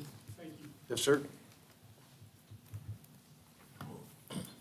Thank you, Chair Hupman and members of the board. Wes Hinton here on behalf of the landowner. Radiant address is 1 Rainier Way in Yulee, Florida. Again, I wanted to reiterate the same thing that I shared at the Planning and Zoning Board, which is obviously through the testimony that you've heard here tonight, Paramount Adaptive Riding has been a huge benefit to the community. Since they've been here, they've touched a lot of lives. And again, a vote to transmit this tonight is not a vote against Paramount. And I would ask that you consider, whenever staff brings it forward, the ability to do conditional use in the T3 areas for stable and agricultural activities to give them more opportunities to expand. In addition to the acreage that's NT 2.5 that's adjacent to them now. So you guys are tasked with making big decisions and looking at the bigger picture of the county. And obviously, Timber to Tides overlay is a years-long effort in order to direct growth and direct economic development to the places that make sense in the county. And obviously, the quadrant of State Road 200 and I-95 is a place that makes a lot of sense, for that in the future. So, again, we don't have immediate plans, but obviously, the purpose of this rezoning is to bring the land in compliance with the regulating map that you guys passed back in June. So, we're here. We're going to continue to be in this community and obviously work with all landowners, that we abut. And I think we've got a good track record at Wildlight already for buffering and doing the things, that make sense for all parties involved. So we're committed to, again, working with our neighbors here as well. So happy to answer any questions. Thank you, Mr. Hinton. Any additional speakers? Okay. I will close the floor to public discussion. Questions for staff? Through the chair. I'm sorry. Let me reopen that, because discussions with the staff should be public. Mr. Pope. As staff prepares to come and address some of the comments that were made, I'll go ahead and speak, is just to make this, so on the record, it's real clear. Paramount owns 10 acres of land. What's being proposed tonight does not limit their ability to continue to operate on the 10 acres of land that they own. Staff is committed to bringing forward to you all legislation that will add equestrian uses in the T3 transect, which makes a lot of sense, not just for the topic tonight, but it is a nice, pretty area, and someone may want to do a nice equestrian community or other equestrian-related activities. In terms of planning, the Timber to Tides overlay, we just crossed the 5-year anniversary from kickoff of that project to execution earlier this past, about a year now at this point. And now this is the first phases of execution. So it is long-term planning, and it has been in process, and there's been an extensive amount of work, including robust civic engagement around the program to arrive at this point. As part of that, it does take into account the environmental constraints along the entire corridor, the primary ecological corridors, and ensuring that we locate land uses that best fit within that natural environment. And then the bigger picture is, I think there's a struggle that everyone struggles with, is the micro versus macro view of the county, and taking a step back and looking at all 756 square miles of Nassau County. This area is the second exit off of I-95 into the state of Florida on a 4-lane highway that has water and sewer and electric opportunities. Nassau County, just like the state of Florida, is going to continue to grow. This is free Florida, and they're coming whether you like it or not. And so what we have to do is plan for that expansion. We began working on what was originally called the Yulee-wide DRI, 30 years ago. In 2007, our team started working on what ultimately became now known as the ENCPA and Wildlight. And so we start working now because we're charged with looking 25 years into the future. So the groundwork we're laying now is for the next generation. Thank you, Mr. Pope. Commissioner Martin. Yeah, through the chair to County Manager Pope, and you may want to defer to Ms. Back.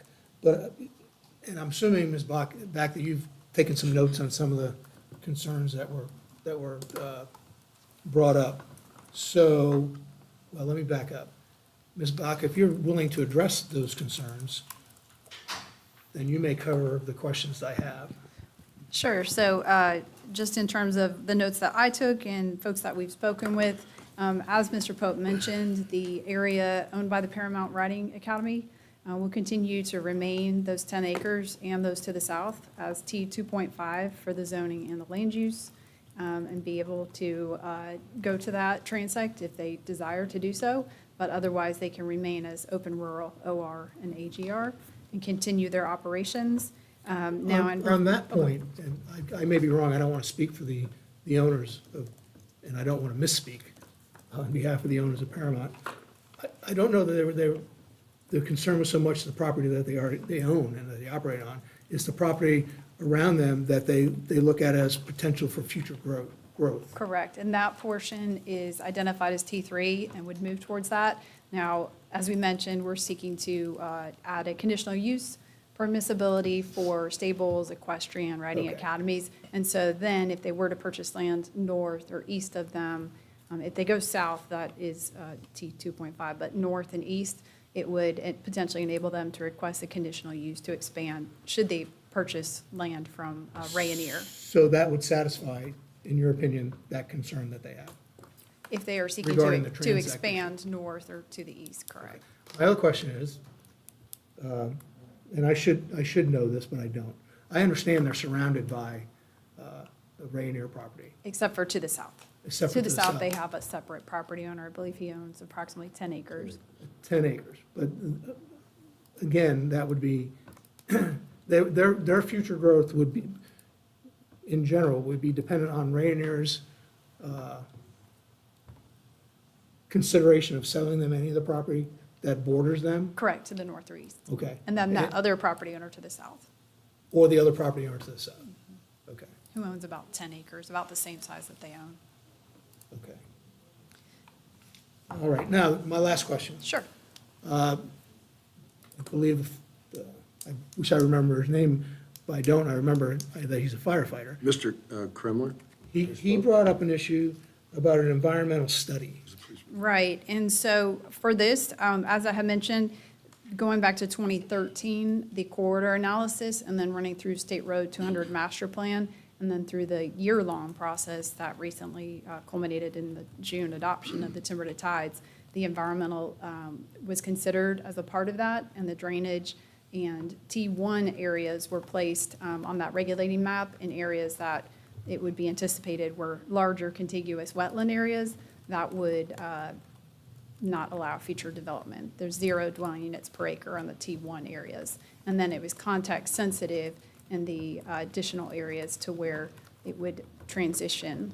And the most dense would be on the western portion, that, or the most intense, the special district, the central Nassau Employment Center area. So any aspects that a separate environmental study would have brought to your attention was covered. By that, and then at site development, it is required to go through the St. John's River Water Management District for any potential Okay. wetland mitigation. Wetland delineations would be required as they come in and actually decide what really more detailed planning that they're looking to do.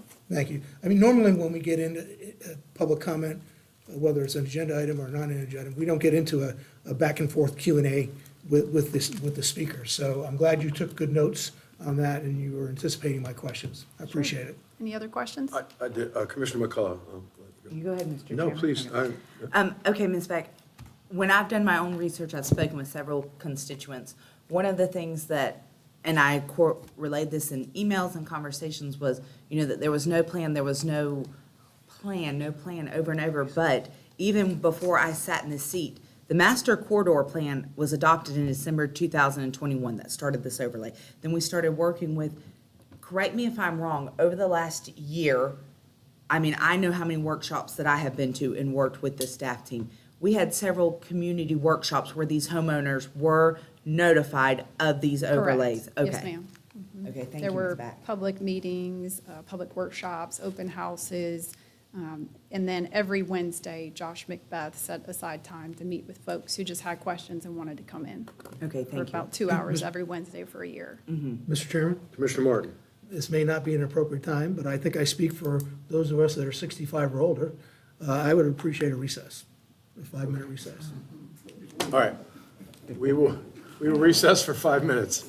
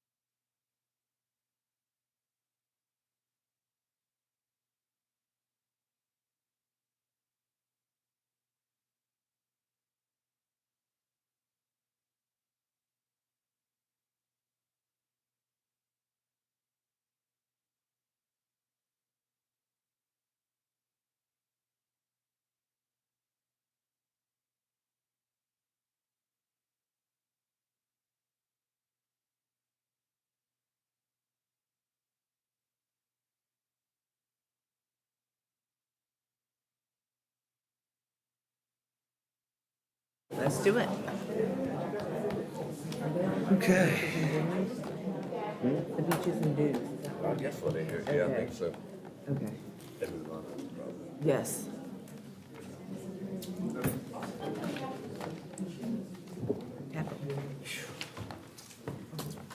All right, we'll reconvene. It is 6:40 PM. Ms. Back, sorry to call you back up, but I did have an additional question. Sure. Mr. Kremler brought up the point of skipped transects in the plan. Right, Can you and, comment on that real quick about?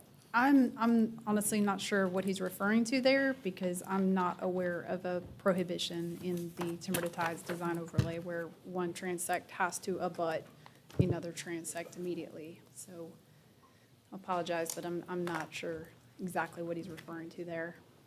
Okay, all right, thank you very much.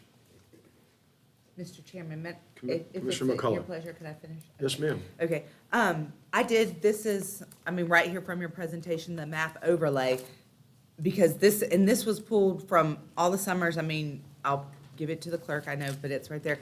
But I thought we were gonna bring it up because I pulled it from the agenda, but when you look, there is no jump. It's T2, T1, T3, there is no jump on our map that is right now on our county website. It is completely transitional. And I think that, and I tried to explain this in my emails, when it looks like T.25 is isolate, but remember, and Ms. Back, you could probably help me say this correct.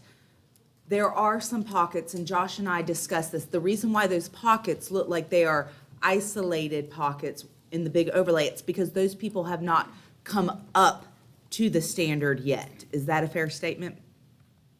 I guess I'm not sure which ones you're referring to. Like which if folks. somebody, remember, they don't have to immediately come up to transact. If they choose to correct. stay Yep. with their property, they do not, so That's it right. will look like we have some jumps because do. people have not come up to the standard that we have Right. enacted. Similar to William Burgess District. You have Yes, some ma'am. folks who've gone to the transect, to the William Burgess District, then others that are operating with their commercial general or commercial neighborhood or what have you zoning.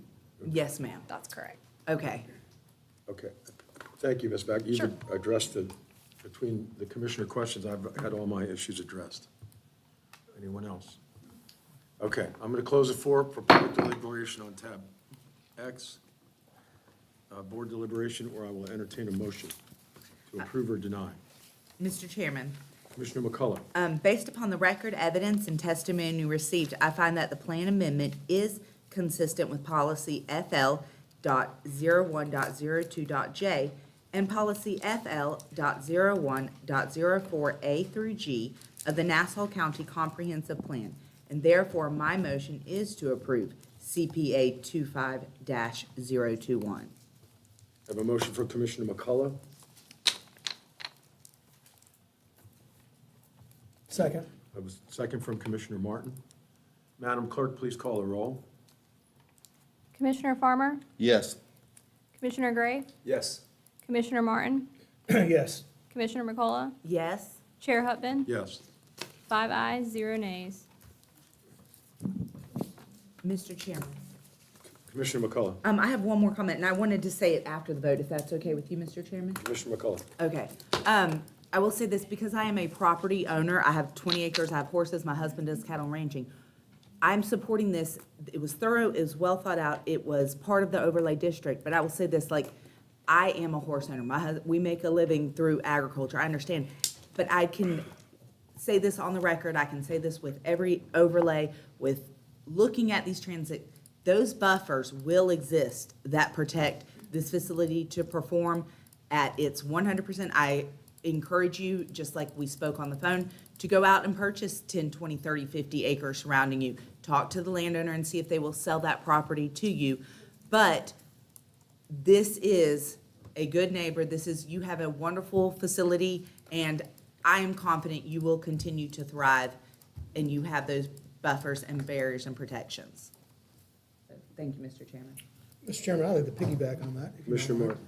And then, if Paramount Adaptive Riding Center does purchase land, then they would come back before us under the conditional use Yes, sir. process to make sure that they can use that land for what they want to use it for. Yes, sir. Okay. Commissioner Farmer. Because we're not, I don't think there's a commissioner up here that's opposed to Paramount. I mean, I think it's wonderful. Absolutely. So I think that this is the best thing that could ever happen to Paramount, to be honest with you, because you guys are getting some real press out of your efforts. And, you know, I'm a Shriner, I'm a Lion, I'm an optimist. I serve as a trustee for an active 501 that puts money in the hands of kids for, you know, high school scholarships. So I think that at the end of the day, it's the best thing that could happen to Paramount, because it's going to give you an opportunity to grow. It's going to give you an opportunity to reach out and to your neighbors there to the north. And I know Mr. Hinton, through working through this, some of the stuff, and he'll come to the podium and tell you through some of the challenges that we were given as a board, because we inherited a pretty rough situation in 2020. And all of us working together, you know, where it was our job to try and right the wrongs of a former board. And, you know, it was our job to create more public opportunity and create more buffers and more upland and wetland conservation areas. And, you know, they'll tell you that they did that. And we can show you on the maps if you'd like, any of you'd like to come see it, from where we started to where we ended up. And so I think that this is the best thing could have happened to Paramount, really, at the end of the day, is to give this a great opportunity to be seen, to be heard. And I look to the future to be bright between you and Rainier, and between you and us. And we appreciate what you do and look forward to seeing you grow. Thank you. Mr. Gray. Thank you, Mr. Chairman. I'm a private property rights person, and I think both private property owners will be able to continue to use their private property rights, both sides, and there's no harm, no foul. So thank you, Mr. Chairman, for allowing me to speak. Thank you, Mr. Gray.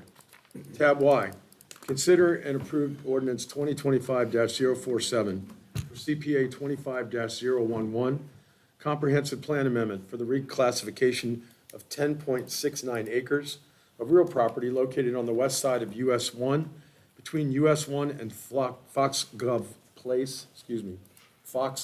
Place, from agriculture ADR and commercial COM to recreational REC. Application filed by Mr. Wyman R. Duggan on behalf of Blake Bryanson, LLC, District 4. Good evening, Stephanie Kaiser, Planning Department.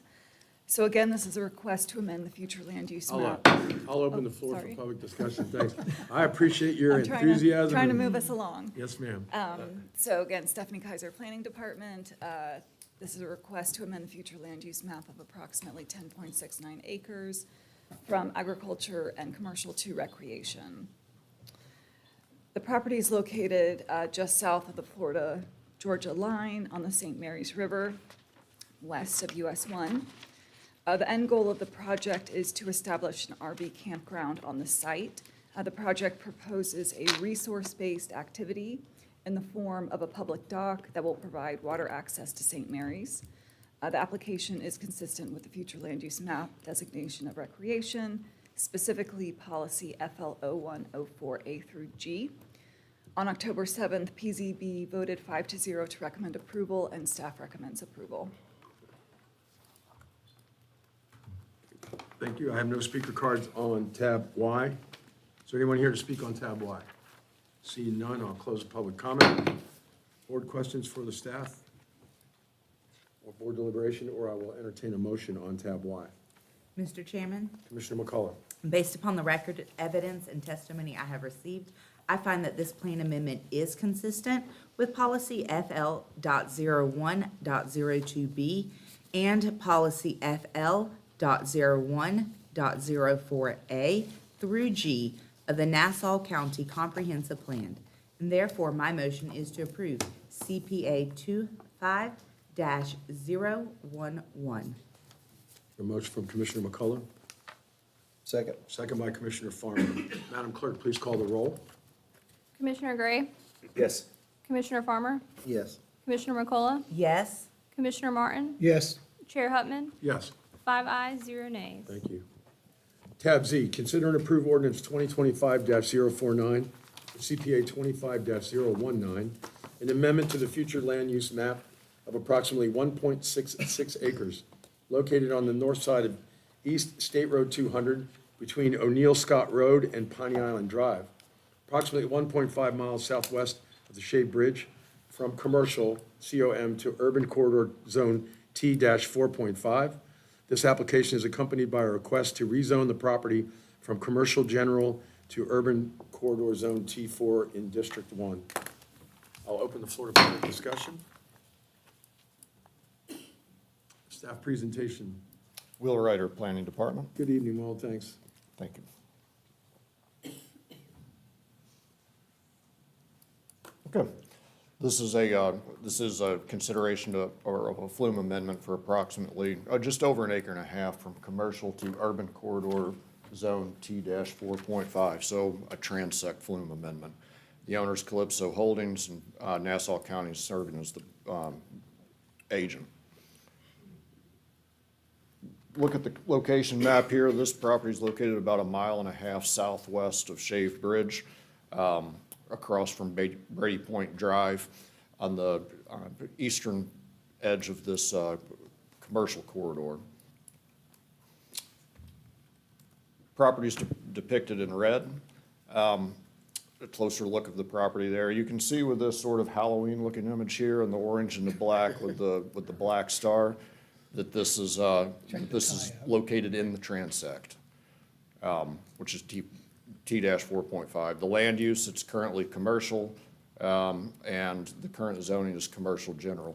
This application is accompanied by a rezoning application later in the meeting in the quasi-judicial portion of the agenda. It's consistent with the comprehensive plan. This is an infill opportunity. T-4.5, as you'll hear again during the, when I present the rezoning, it allows a variety of uses, both commercial and residential. This is in a section of a corridor that has both residential and commercial uses. It won't contribute to urban sprawl. It's already served by infrastructure. It can't go further. It can't go into the marsh. So it's a good infill opportunity in an existing commercial corridor. Staff finds the requested amendments consistent with the comprehensive plan and the adopted criteria for approval of flume amendment and policy FL.01.04A through G. And the planning board voted unanimously 5-0 to recommend approval of this application in October 7th meeting. Thank you, Mr. Ryder. Any questions? Okay, I have no speaker cards for tab Z. Is there anyone here to speak on tab Z? Seeing none, I will close the floor to public discussion, board deliberation, or I will entertain a motion on tab Z. Mr. Chairman, Commissioner Martin. based upon the record, evidence, and testimony received, I find that the plan amendment is consistent with policy FL.01.02.J.1, policy FL.02.06C.1, policy FL.02.06 parentheses D, and policy FL.01.04 parentheses A through G of the Nassau County Comprehensive Plan, and therefore my motion is to approve CPA 25.-019. Second.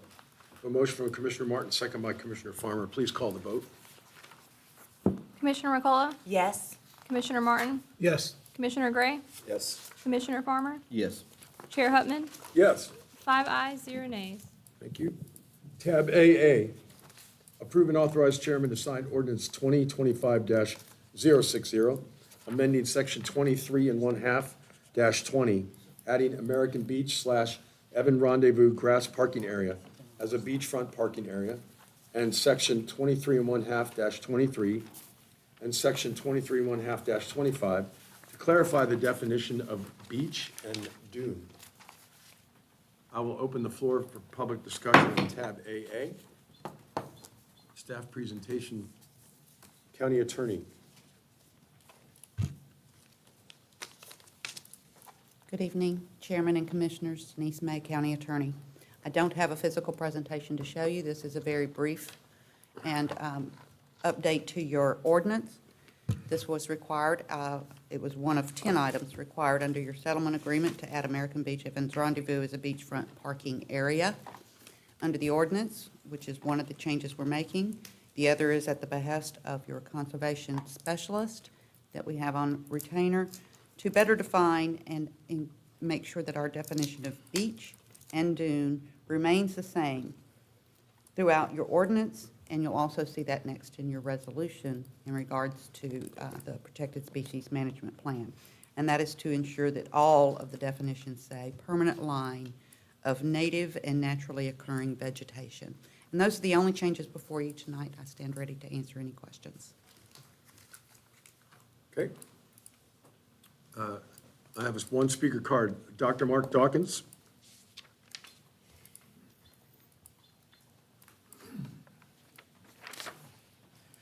Good evening. Good evening, Dr. Mark Dawkins, 1830 Lewis Street, Fernandina Beach, Florida, 32034. On behalf of the American Beach community, I'm here to just ask for clarification. We do support this change. The language that's in the ordinance says adding American Beach / Evans Rendezvous grass parking area as a beachfront parking area. And the settlement agreement did request adding American Beach.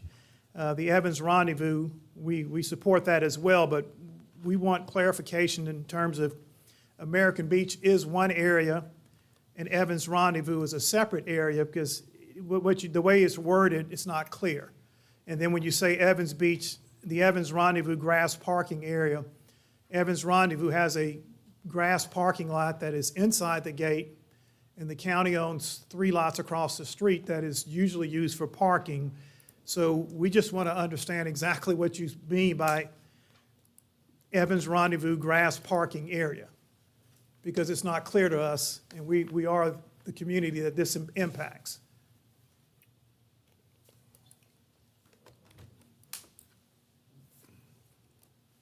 This is the historical use of the term American Beach Evans Rendezvous. It is the grass parking area across the street, not the one in front.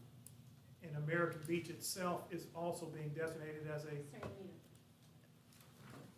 Want to make sure that American Beach itself, because that was the settlement agreement, was for American Beach to be designated as a beachfront parking area. So that these are two separate things, or is, I mean, we're just trying to understand exactly what is being designated as a beachfront parking area. Let me, understood, sir.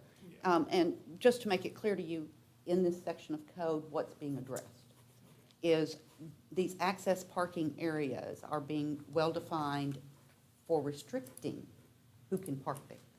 And so that we can put up signage that would allow us to tow people. So it's really only where you expect public to park, not your entire beach. This is, beach access areas are not on the beach, they're off the beach. Does that make sense? Is that answering your question? They're not intended to cover every area on the beach. It's like Scott Road Beach Access Area is the parking lot before getting on the beach. And people are parking there that are not going to the beach. Does that make sense? So it's intended for access parking lots. But I don't think the Scott Road reference says parking lots. It says Scott Road, Bernie Park. So we're just trying to clarify to make sure, I mean, that this is American Beach, and then Evans Rendezvous is also separately being included as part of this revision. Wherever they would park off the beach as members of the public. Does that make, anywhere that you have a grass area parking, that public parks off the beach, those are the ones intended to be covered here, not on the beach. If I may, one, we've gotten into a back and forth discussion as opposed to a 3-minute conversation. As I understand the question, if I may, and County Attorney, if you'll clarify for me if I'm wrong. Beachfront parking areas are Peters Point, Bernie Park, Scott Road, South End parking area known as South End Beach Access. These are all off-beach parking areas. And then the addition is American Beach / Evans Rendezvous grass parking area. That's the one across the street from Evans Rendezvous on Lewis, right? On Greg? Yes, thank you. Thank you. It defines it just like the other four mentioned above it, as off-beach parking areas. It's the grass lot.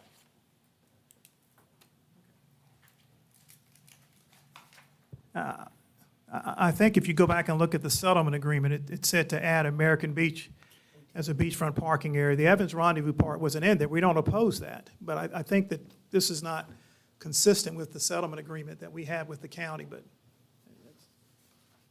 the settlement agreement said to add American Beach as a beachfront parking area. That's what it said. Mr. Chairman? Commissioner Martin? Dr. Dawkins, in my understanding, you say like the entire American Beach? Not, this is talking about American Beach, Evans Rendezvous, right? Area? May I ask, County Manager, is there another beachfront parking access area in American Beach? So, through the chair, Mr. Pope? so Nassau County, in partnership with the Trust for Public Lands and support from the state of Florida, acquired what's a building historically known as Evans Rendezvous, and it has some adjacent land on the same side of the road directly abutting it. That area is all fenced off. Across the street, so on the west side of Greg Street, the Board of County Commissioners acquired 3 lots for the purpose of providing parking to Evans Rendezvous, which includes a beach walk over. And so the intent of both the settlement agreement and tonight's ordinance is for that grassed area that's located west of Greg Street that was acquired specifically for parking to provide access to Evans Rendezvous and the beach would be governed by the same regulations that govern the parking lots at Peters Point, Scott Road, and Bernie Park. And South End? And South End. Yes, sir. Again, the point I'm making is the settlement agreement says nothing about Evans Rendezvous. We're not opposed to including Evans Rendezvous, but the settlement agreement said that ordinance would be modified to include American Beach. And this is not doing that. I mean, as far as I read it, it's not consistent with the settlement agreement. Mr. Pope? I would, through the chair, let Mr. Dawkins complete his minute and 7, and then I'll respond. Okay. Anything further, sir? Okay. Through the chair. Mr. Pope? I reject Mr. Dawkins' statement that all of American Beach is supposed to be designated as a parking area. The discussions were about the 3 lots that were required for parking across from Evans Rendezvous. And to treat it the same as you would the parking lot at Bernie Park, which establishes hours of operation, who can park there. It allows staff to place parking signs that prohibits people from just parking there overnight. Right. It closes for a certain period of time. And so it provides additional restrictions to an area that now that construction's done in American Beach on the water and sewer project, that area is no longer being used as a construction As a staging laydown area, yard. yeah. And so therefore, people are back to parking on it to go to the beach. And so this provides regulations appropriate. Further, Mr. Chair, it does indeed meet the actual letter of the settlement agreement in that it says American Beach. The flag that it says /Evans Rendezvous is irrelevant to meeting the definition of what was required under the settlement agreement. So, specifically, on the record, we are saying it's the grass parking area, the 3 lots across the street from Evans Rendezvous. Yes, sir, we are.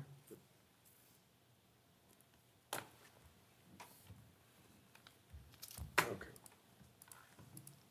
I will close, I have no additional speaker cards on tab AA. I'll close the floor to public discussion, board deliberation, or I'll entertain a motion.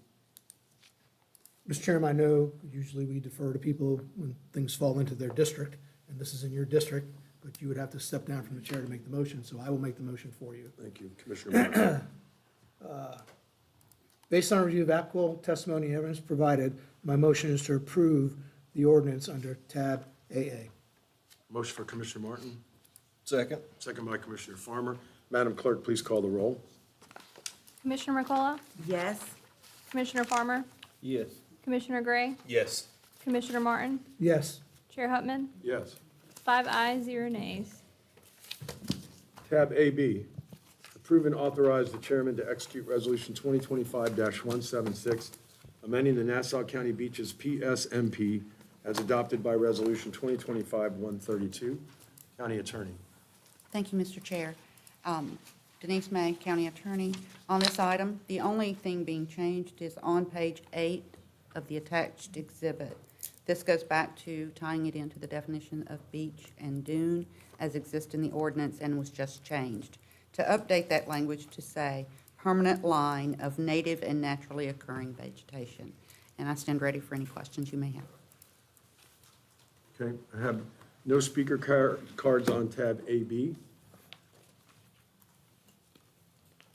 Board questions for Commissioner May? Excuse me, for Council May. Maybe one day, if you do it right. Oh, thank you. All right. All right, I'm going to close the floor for public discussion on AB. I'll entertain a motion. Mr. Chairman, based on the review of the applicable testimony and evidence provided, my motion is to approve the resolution, tab 8B.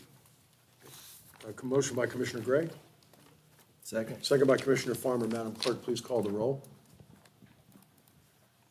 Commissioner Martin, Yes. Commissioner Gray, Yes.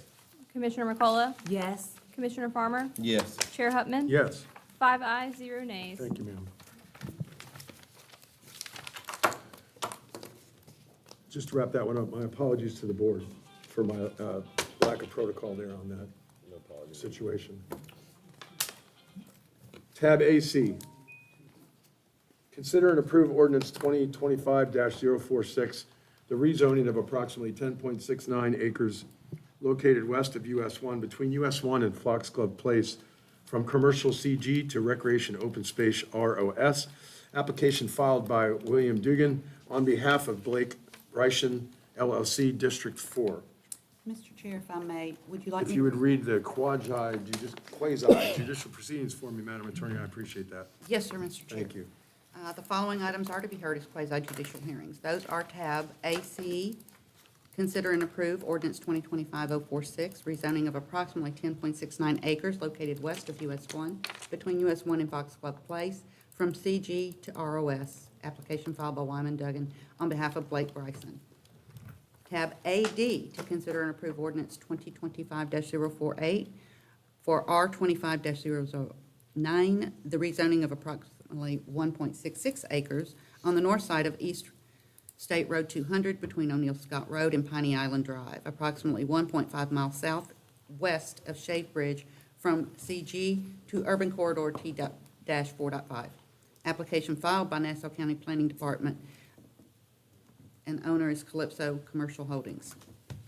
Tab AE, to consider and approve ordinance 2025-039 for R25-007, the rezoning of approximately 1.11 acres on the north side of State Road 200 between DeCharia Street and Peoples Road from open rural OR to CG. Application filed by Nassau County Planning, owner Quality Design, Inc. Quasi-judicial hearings by state and case law are different than regular hearings conducted by the board.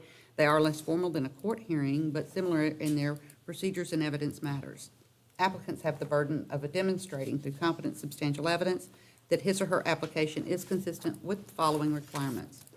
For tab AC, that is policy FL.01.02.J.1, policy FL.02.06.C.1, policy FL.02.06 sub D, policy FL.08.06 subs A through G of the Nassau County Comprehensive Plan, and section 5.02C and section 502D 1 through 8 of the Nassau County Land Development Code. For tab AD, that is section 502 of Nassau County Land Development Code and policy FL.01.02C, policy FL.08.05, policy FL.08.06 of the Nassau County Comprehensive Plan. For tab AE, that is policy FL.01.02B, policy FL.01.04A through G of the Nassau County Comprehensive Plan. Those opposed must also demonstrate through competent substantial evidence that the application does not meet these requirements. While the board welcomes comments from all who have an interest in this proceeding, Florida law requires that the board's decision in a quasi-judicial action be supported by competent substantial evidence presented to the board at the hearing on the application. There must be a factual basis in the record to support any opinion testimony from both expert and non-expert witnesses. General objections without specific evidence do not constitute competent substantial evidence. Email communications received until the time of this meeting are part of the public record for the hearing, but are not, without more, competent and substantial evidence. The hearing procedures will be as follows. Staff will be sworn. They will describe the applicant's request, and they will have 10 minutes. The applicant may waive their presentation and rely on staff comments. If they waive their presentation, they retain the right to rebut any testimony against their application. Do any of the above applicants wish to waive their presentation? And if so, could you come to the podium to state so? Thank you, Mr. Dugan. Good evening, sir. Good evening, Mr. Chairman. I'm Wyman Duggan, 1301 River Place Boulevard, Suite 1500. In Jacksonville, I'm the applicant for AC, and we waive. Thank you, sir. Thank you. The other applicants are Nassau County, so you will hear from staff on those, and there is no other applicant at this time or Okay. present. Public participants for or against the application will be sworn in. They will have 3 minutes each to provide testimony or present evidence to the board. Extensions of time may only be granted through the chair. Applicants or representatives will have a maximum of 10 minutes for cross-exam or rebuttal as needed. Staff will have 5 minutes for any final comments. The board will then close the public hearing and discuss the application. Any motion of the board will include whether the board member finds competent and substantial evidence in the record and/or testimony received to support your decision to approve or deny the application. Again, the meeting's being recorded, so please no applause or outburst or talking. If there are any questions about these procedures, please ask them now. Seeing none, Mr. Chair, you may continue. Thank you, ma'am. Ex parte disclosures to tab AC. An ex parte disclosure includes emails, letters, site visits, or any form of communication. The disclosure should be who the communication was with and the nature of those communications. Commissioner McCullough. Yes, sir. Ian and I have talked, spoken several times. The property owner, I have met with them on site, and all communication was done on my county device. Okay, thank you, ma'am. Commissioner Gregg? I have none. Okay. Commissioner Farmer? None. Commissioner Martin? None. And I have none as well, Madam Clerk. Okay. If you'd please identify the records being placed for tab AC. Documents submitted into the record, supplemental staff report, 6 pages, staff report, 6 pages, application for rezoning, 16 pages, signature page, 1 page, special warranty deed, 8 pages, corporate authorization, 3 pages, boundary survey map, 1 page, Nassau County Business Impact Estimate, 2 pages, draft ordinance 2025-046, 5 pages, executed Planning and Zoning Board motion, 1 page, Planning and Zoning Board PowerPoint presentation, 9 pages, and staff PowerPoint presentation, 9 pages. Thank you. I'll entertain a motion to accept the documents for tab AC. So moved. Commissioner Farmer, motion. Second. Second by Commissioner McCullough. All in favor? Aye. Opposed? They are accepted in the record. I'll open the public hearing for tab AC. Staff presentation. Welcome back, Ms. Stephanie.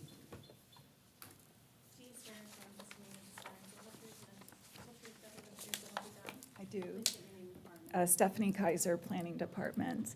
So again, this is the rezoning piece to the comprehensive plan amendment that you guys just approved to rezone approximately 10.69 acres from commercial general to recreation open space. Again, south of the Florida-Georgia line, west of US 1. So if this rezoning is approved, the applicant is going to have to come back through the Planning and Zoning Board for a conditional use permit for that RV park. They are well aware of this.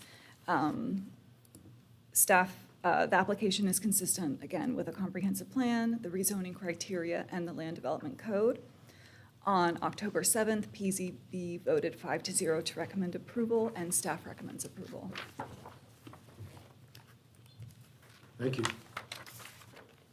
Any questions for, like before? Okay.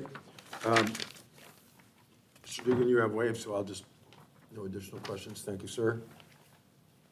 No cross-examination or rebuttal. Seeing no board questions, I will close the public hearing for tab AC, board deliberation, or I will entertain a motion.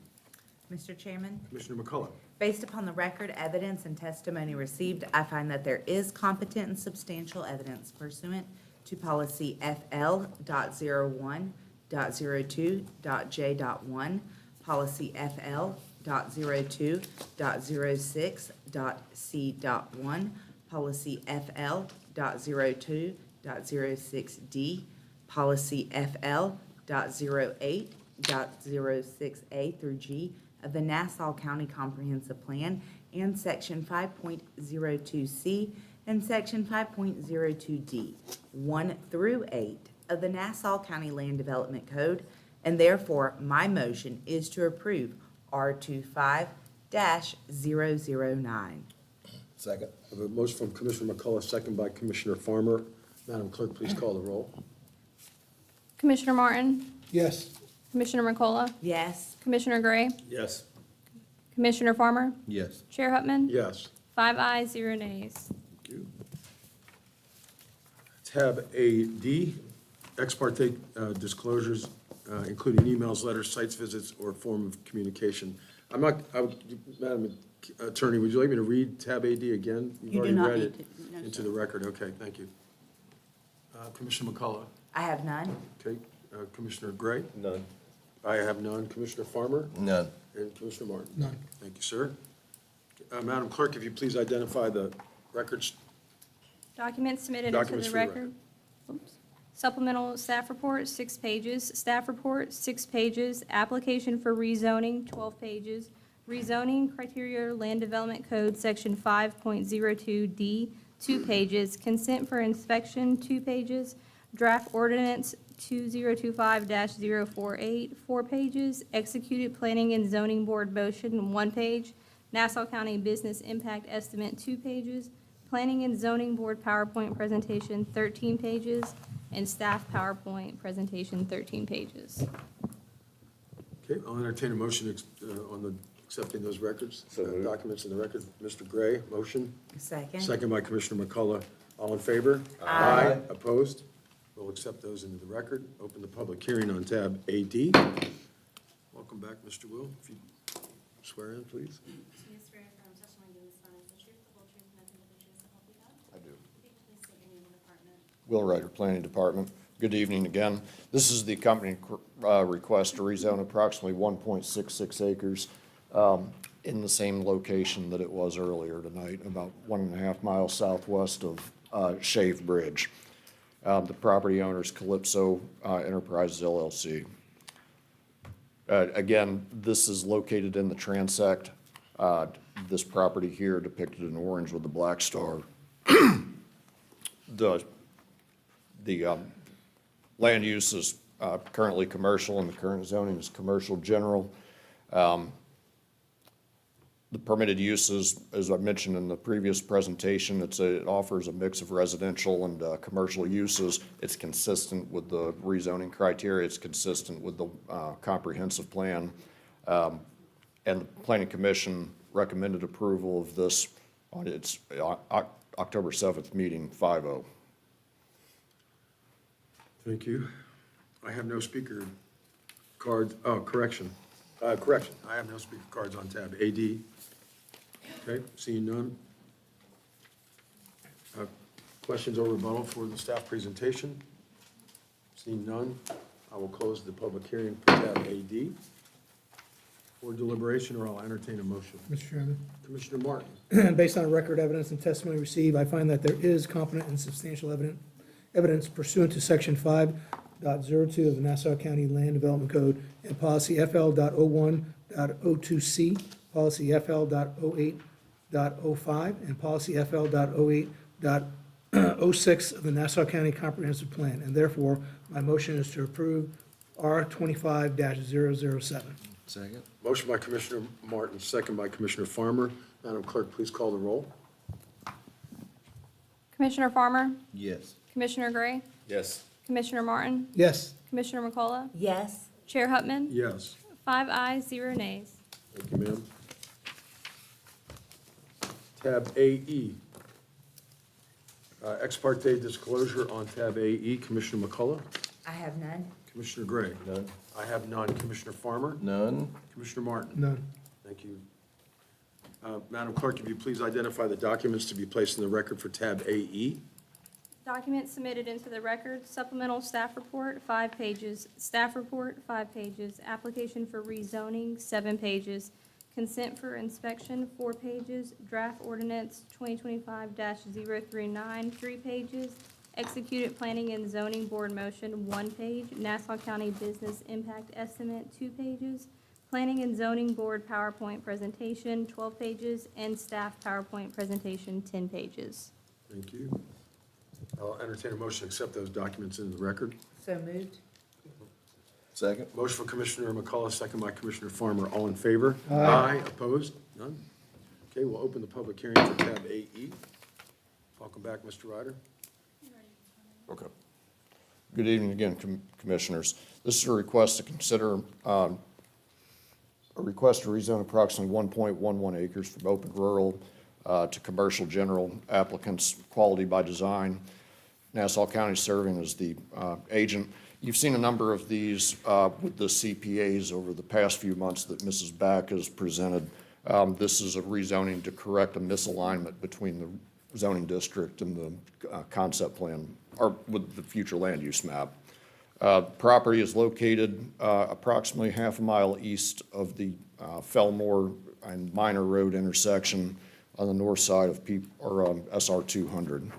The area is depicted here with the red star. You see the current zoning is open rural. The future land use map depicts this area as commercial. Those are misaligned. This area is in an existing commercial node. It'd be an extension of the commercial node, which is good according to our comp plan to have nodal commercial development.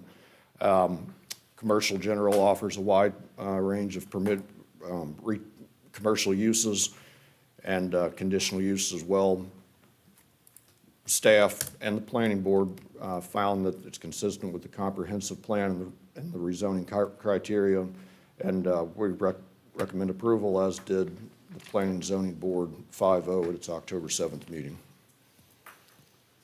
Okay, thank you. Thank you. Speaker cards, Mr. Logan Ruffton.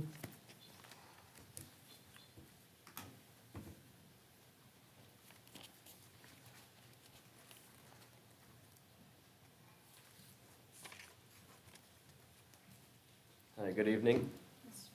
Do you swear affirm to swing your manners, truth, the whole truth, nothing but the truth, so help you God? Yes, ma'am. If you can state your name and address for reference. Logan Roten. My current address is 86299 Meadowfield Bluffs Road. I'm representing my parents who reside at 86144 DeChera Street, which is off of Peoples Road.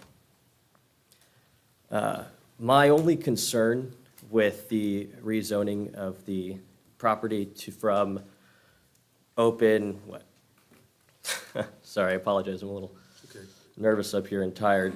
Rezoning it to commercial is largely because of our property backing up to this period of land here. We have a county easement running through the property. I have some concern that if we make it commercial, it'll be difficult to access the property from that road there, as well as a bit of concern for the gradual continued development of the land surrounding Peoples Road. Peoples Road is not necessarily a particularly deep or wide road. It's a little bit narrow. There's a lot of rural and less urban housing there for a lot of larger properties. I'm concerned as the county continues to grow that as we continue to make amendments for more and more of the more residential neighborhoods and smaller periods of land to be turned into commercial property, that people will begin losing out on an aspect of Nassau County that drew them here in the first place back before the county had grown so large. And so, yeah, I have concerns for the ability to access the property if we turn it commercial from that easement. And I'm concerned for the area surrounding the outstretches of 200 to be losing an element of that charm that it was meant to have originally. And that's it. Thank you very much. Thank you, Mr. Mr. Tony Giucheria.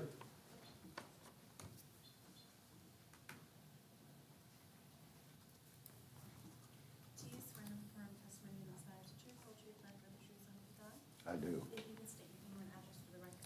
My name's Tony DeChera, 86179 DeChera Street, Yulee, Florida. My family, that was my grandson. He's going to do a lot better than I did. I'm very nervous, but my family bought out here in 1968. Most of you will remember that. But, I mean, we were a nice little town.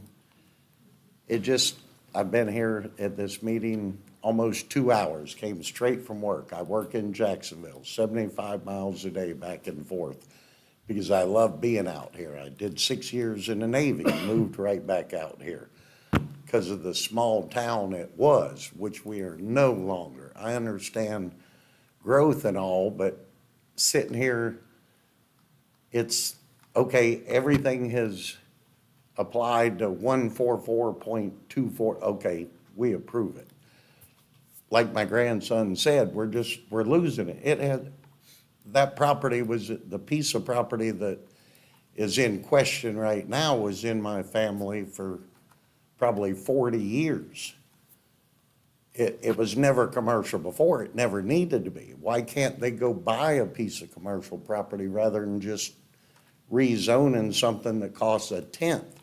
In 2007, my father owned 5 acres, my brother owned 5, I owned 5. Florida DOT came in, eminent domain, took 1.6 acres from the 3 of us. You know, we didn't have an option to sell it to them. They just took it and gave us what they called fair market value because it was for Wyden and A1A. I mean, my property taxes have probably went up 700% in the 50-plus years I've lived here. It just seems like there's no end. I don't know if we're just catering to commercial businesses because we need them or we get more revenue off of it, but all this wildlight and everything else moving in here, all this commercial, it's not done anything for me or my property taxes. It's just made my property value go up and my taxes go up.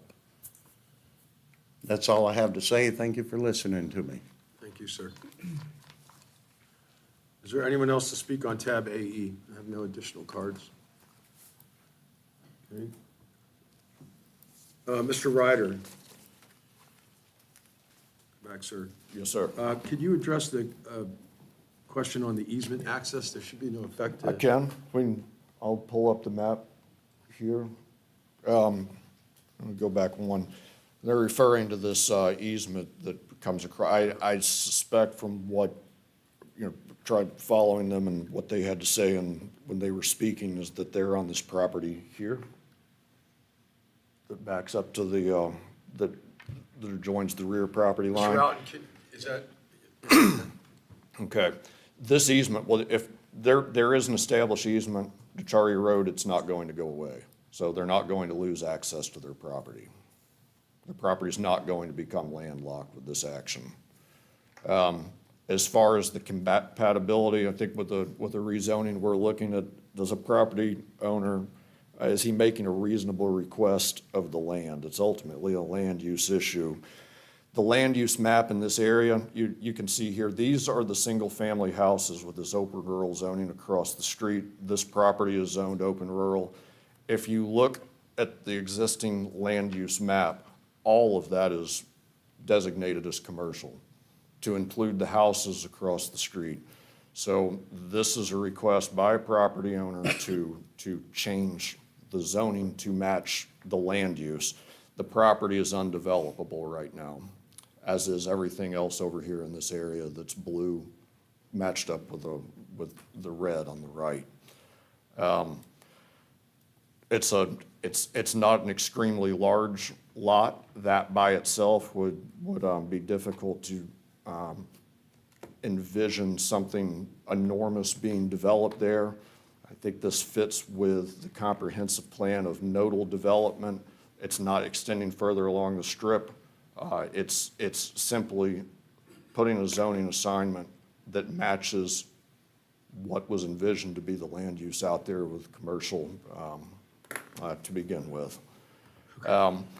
This is in the transect. So if the property owner, 7 months from now, any further rezonings will have to go to, in this case, T3.5. So this area is identified as it is in the Timber Tides design overlay. So this is the 7-month period, we're within the 7-month period where they have a chance to address the conflict between the zoning and the land use. Understood. Okay, thank you, sir. Any questions? Okay, seeing none, I'm going to close public hearing for tab AE.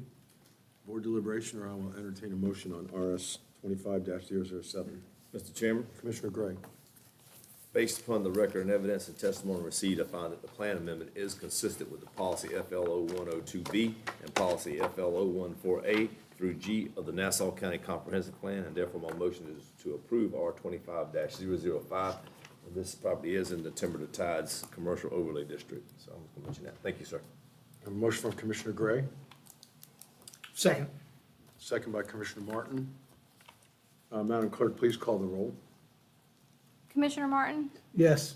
Commissioner McCullough? Yes. Commissioner Farmer? Yes. Commissioner Gray? Yes. Chair Hutman? Yes. 5 ayes, 0 nays. Thank you.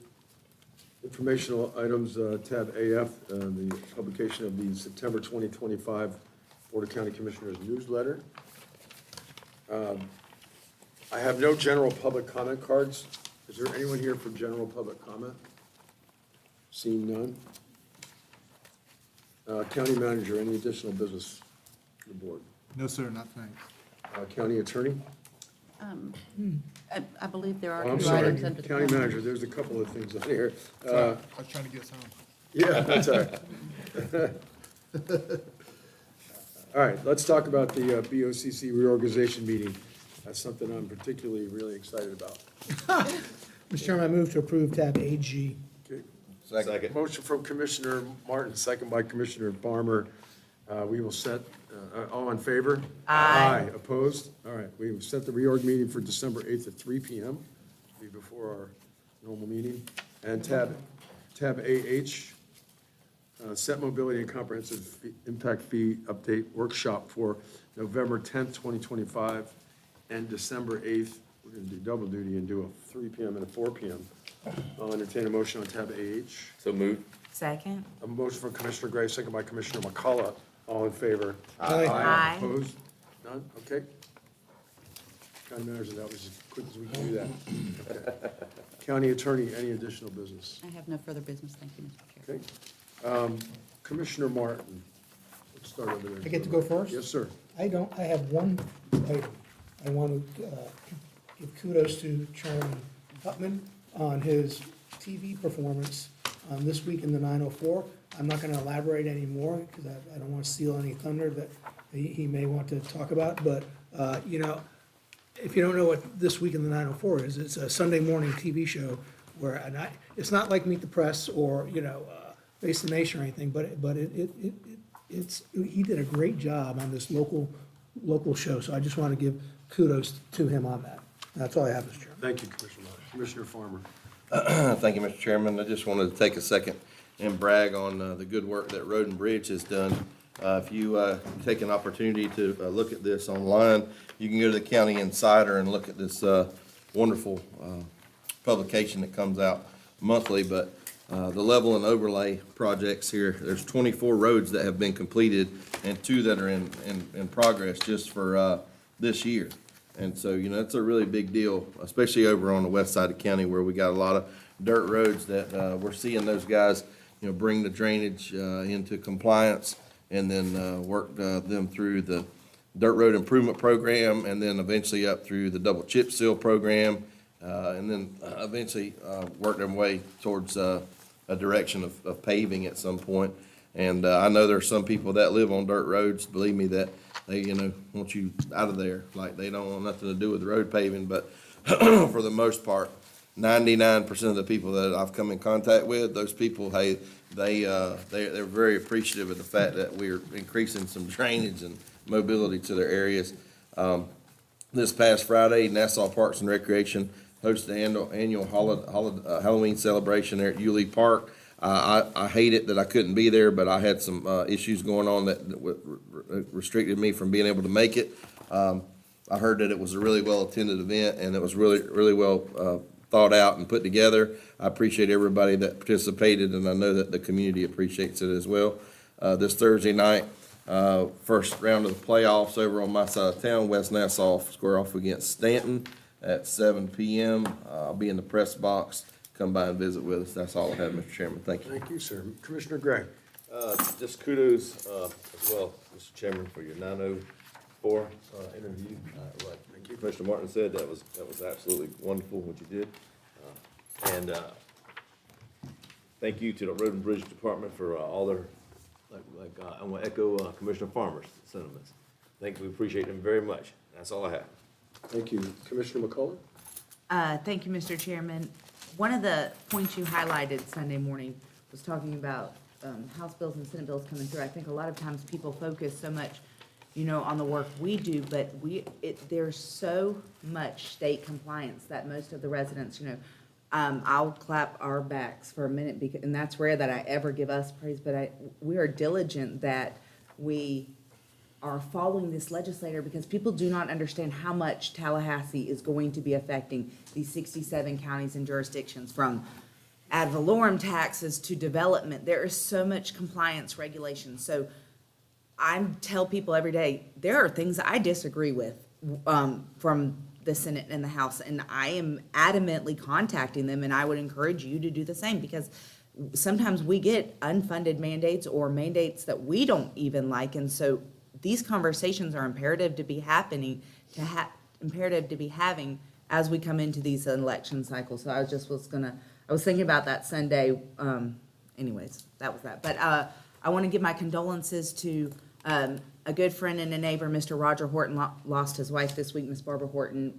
Thursday morning, we are going to have the West Side Chamber prayer breakfast. It was weird. It's normally on the fourth Thursday.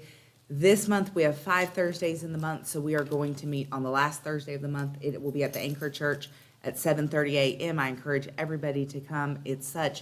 They do my heart so good. It's so great to be in the fellowship of believers, and just having that mentorship with different businesses in the community. I am going to hit one more time, only because she's still in the audience, Paramount. I just know that we're going to move forward. I'm excited about, these compliance plans, but I want to take this as an opportunity to say, when we are having these workshops for years, when we have comprehensive plan meetings, when we have these visioning plans, it's back to getting involved with what is going on. Your local government is so imperative to your quality of life. And I know our actions do represent our involvement, because we wouldn't be sitting in these seats if we were not adamantly compassionate about, giving our life to sitting in this seat and making these hard decisions every single day. But I have a constitution that I have to be in line with, and a comprehensive plan that we have set forth this direction as the Board of Policymakers, and we are here to support staff in seeing those come to fruition. So thank you, Mr. Chairman. Oh, and I got a dog. Okay. Congratulations. We got one more dog from the NCAS. So if I have room for one more, everybody has room for one more. I think I'm gonna bring Chopper to him. He's so fat and It's a lot of sassy. pressure. Yeah, he's easy to get along with. You'd like him. Okay. Thank you, Commissioner McCullough. I will say, Commissioner Martin and Commissioner McCullough, thanks for your comments about this week at the 904. I was proud to go down there and represent Nassau County on a local, Action News Jacksonville, on a local show. And I've never been involved in an event like that before, when there's no pre-screening the questions, and the reporter hits you with 10 questions. It's a long 20 minutes, but Emily Turner was incredibly professional. She was really well read on what she did ask. And it also gave me a chance to brag on the staff, which I like to do often in this room, but it was nice to be able to brag on the staff in public. So I hope you guys caught that part too, because I really am proud to be part of this organization. The Yulee Halloween event was fun on Friday night. Was that Friday night? Yeah, it all goes. Had a good time out there, and well done to the staff for putting on. It just kind of gets bigger and bigger every year, and it's really impressive to see. And then one last comment. Facebook, I'm still not a fan. Facebook? Facebook, whatever you I want to call call it it. fake book. Yeah, I mean, I don't think I could be any more accessible than I try to be to folks, constituents, the general public. I'm everywhere all the time. I entertain all conversations. And I'd encourage folks to just reach out and have a conversation.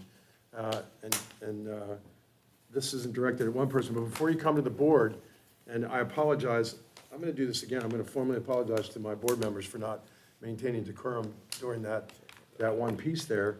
It shouldn't be a back and forth like that. Just, you could have called. We could have had a conversation before we even got to that. So I encourage folks to reach out, have a conversation, ask simple questions before we get to those procedures instead of making it an event that doesn't need to be. But we're here to serve, and we'll see you again in 2 weeks-ish. Thank you.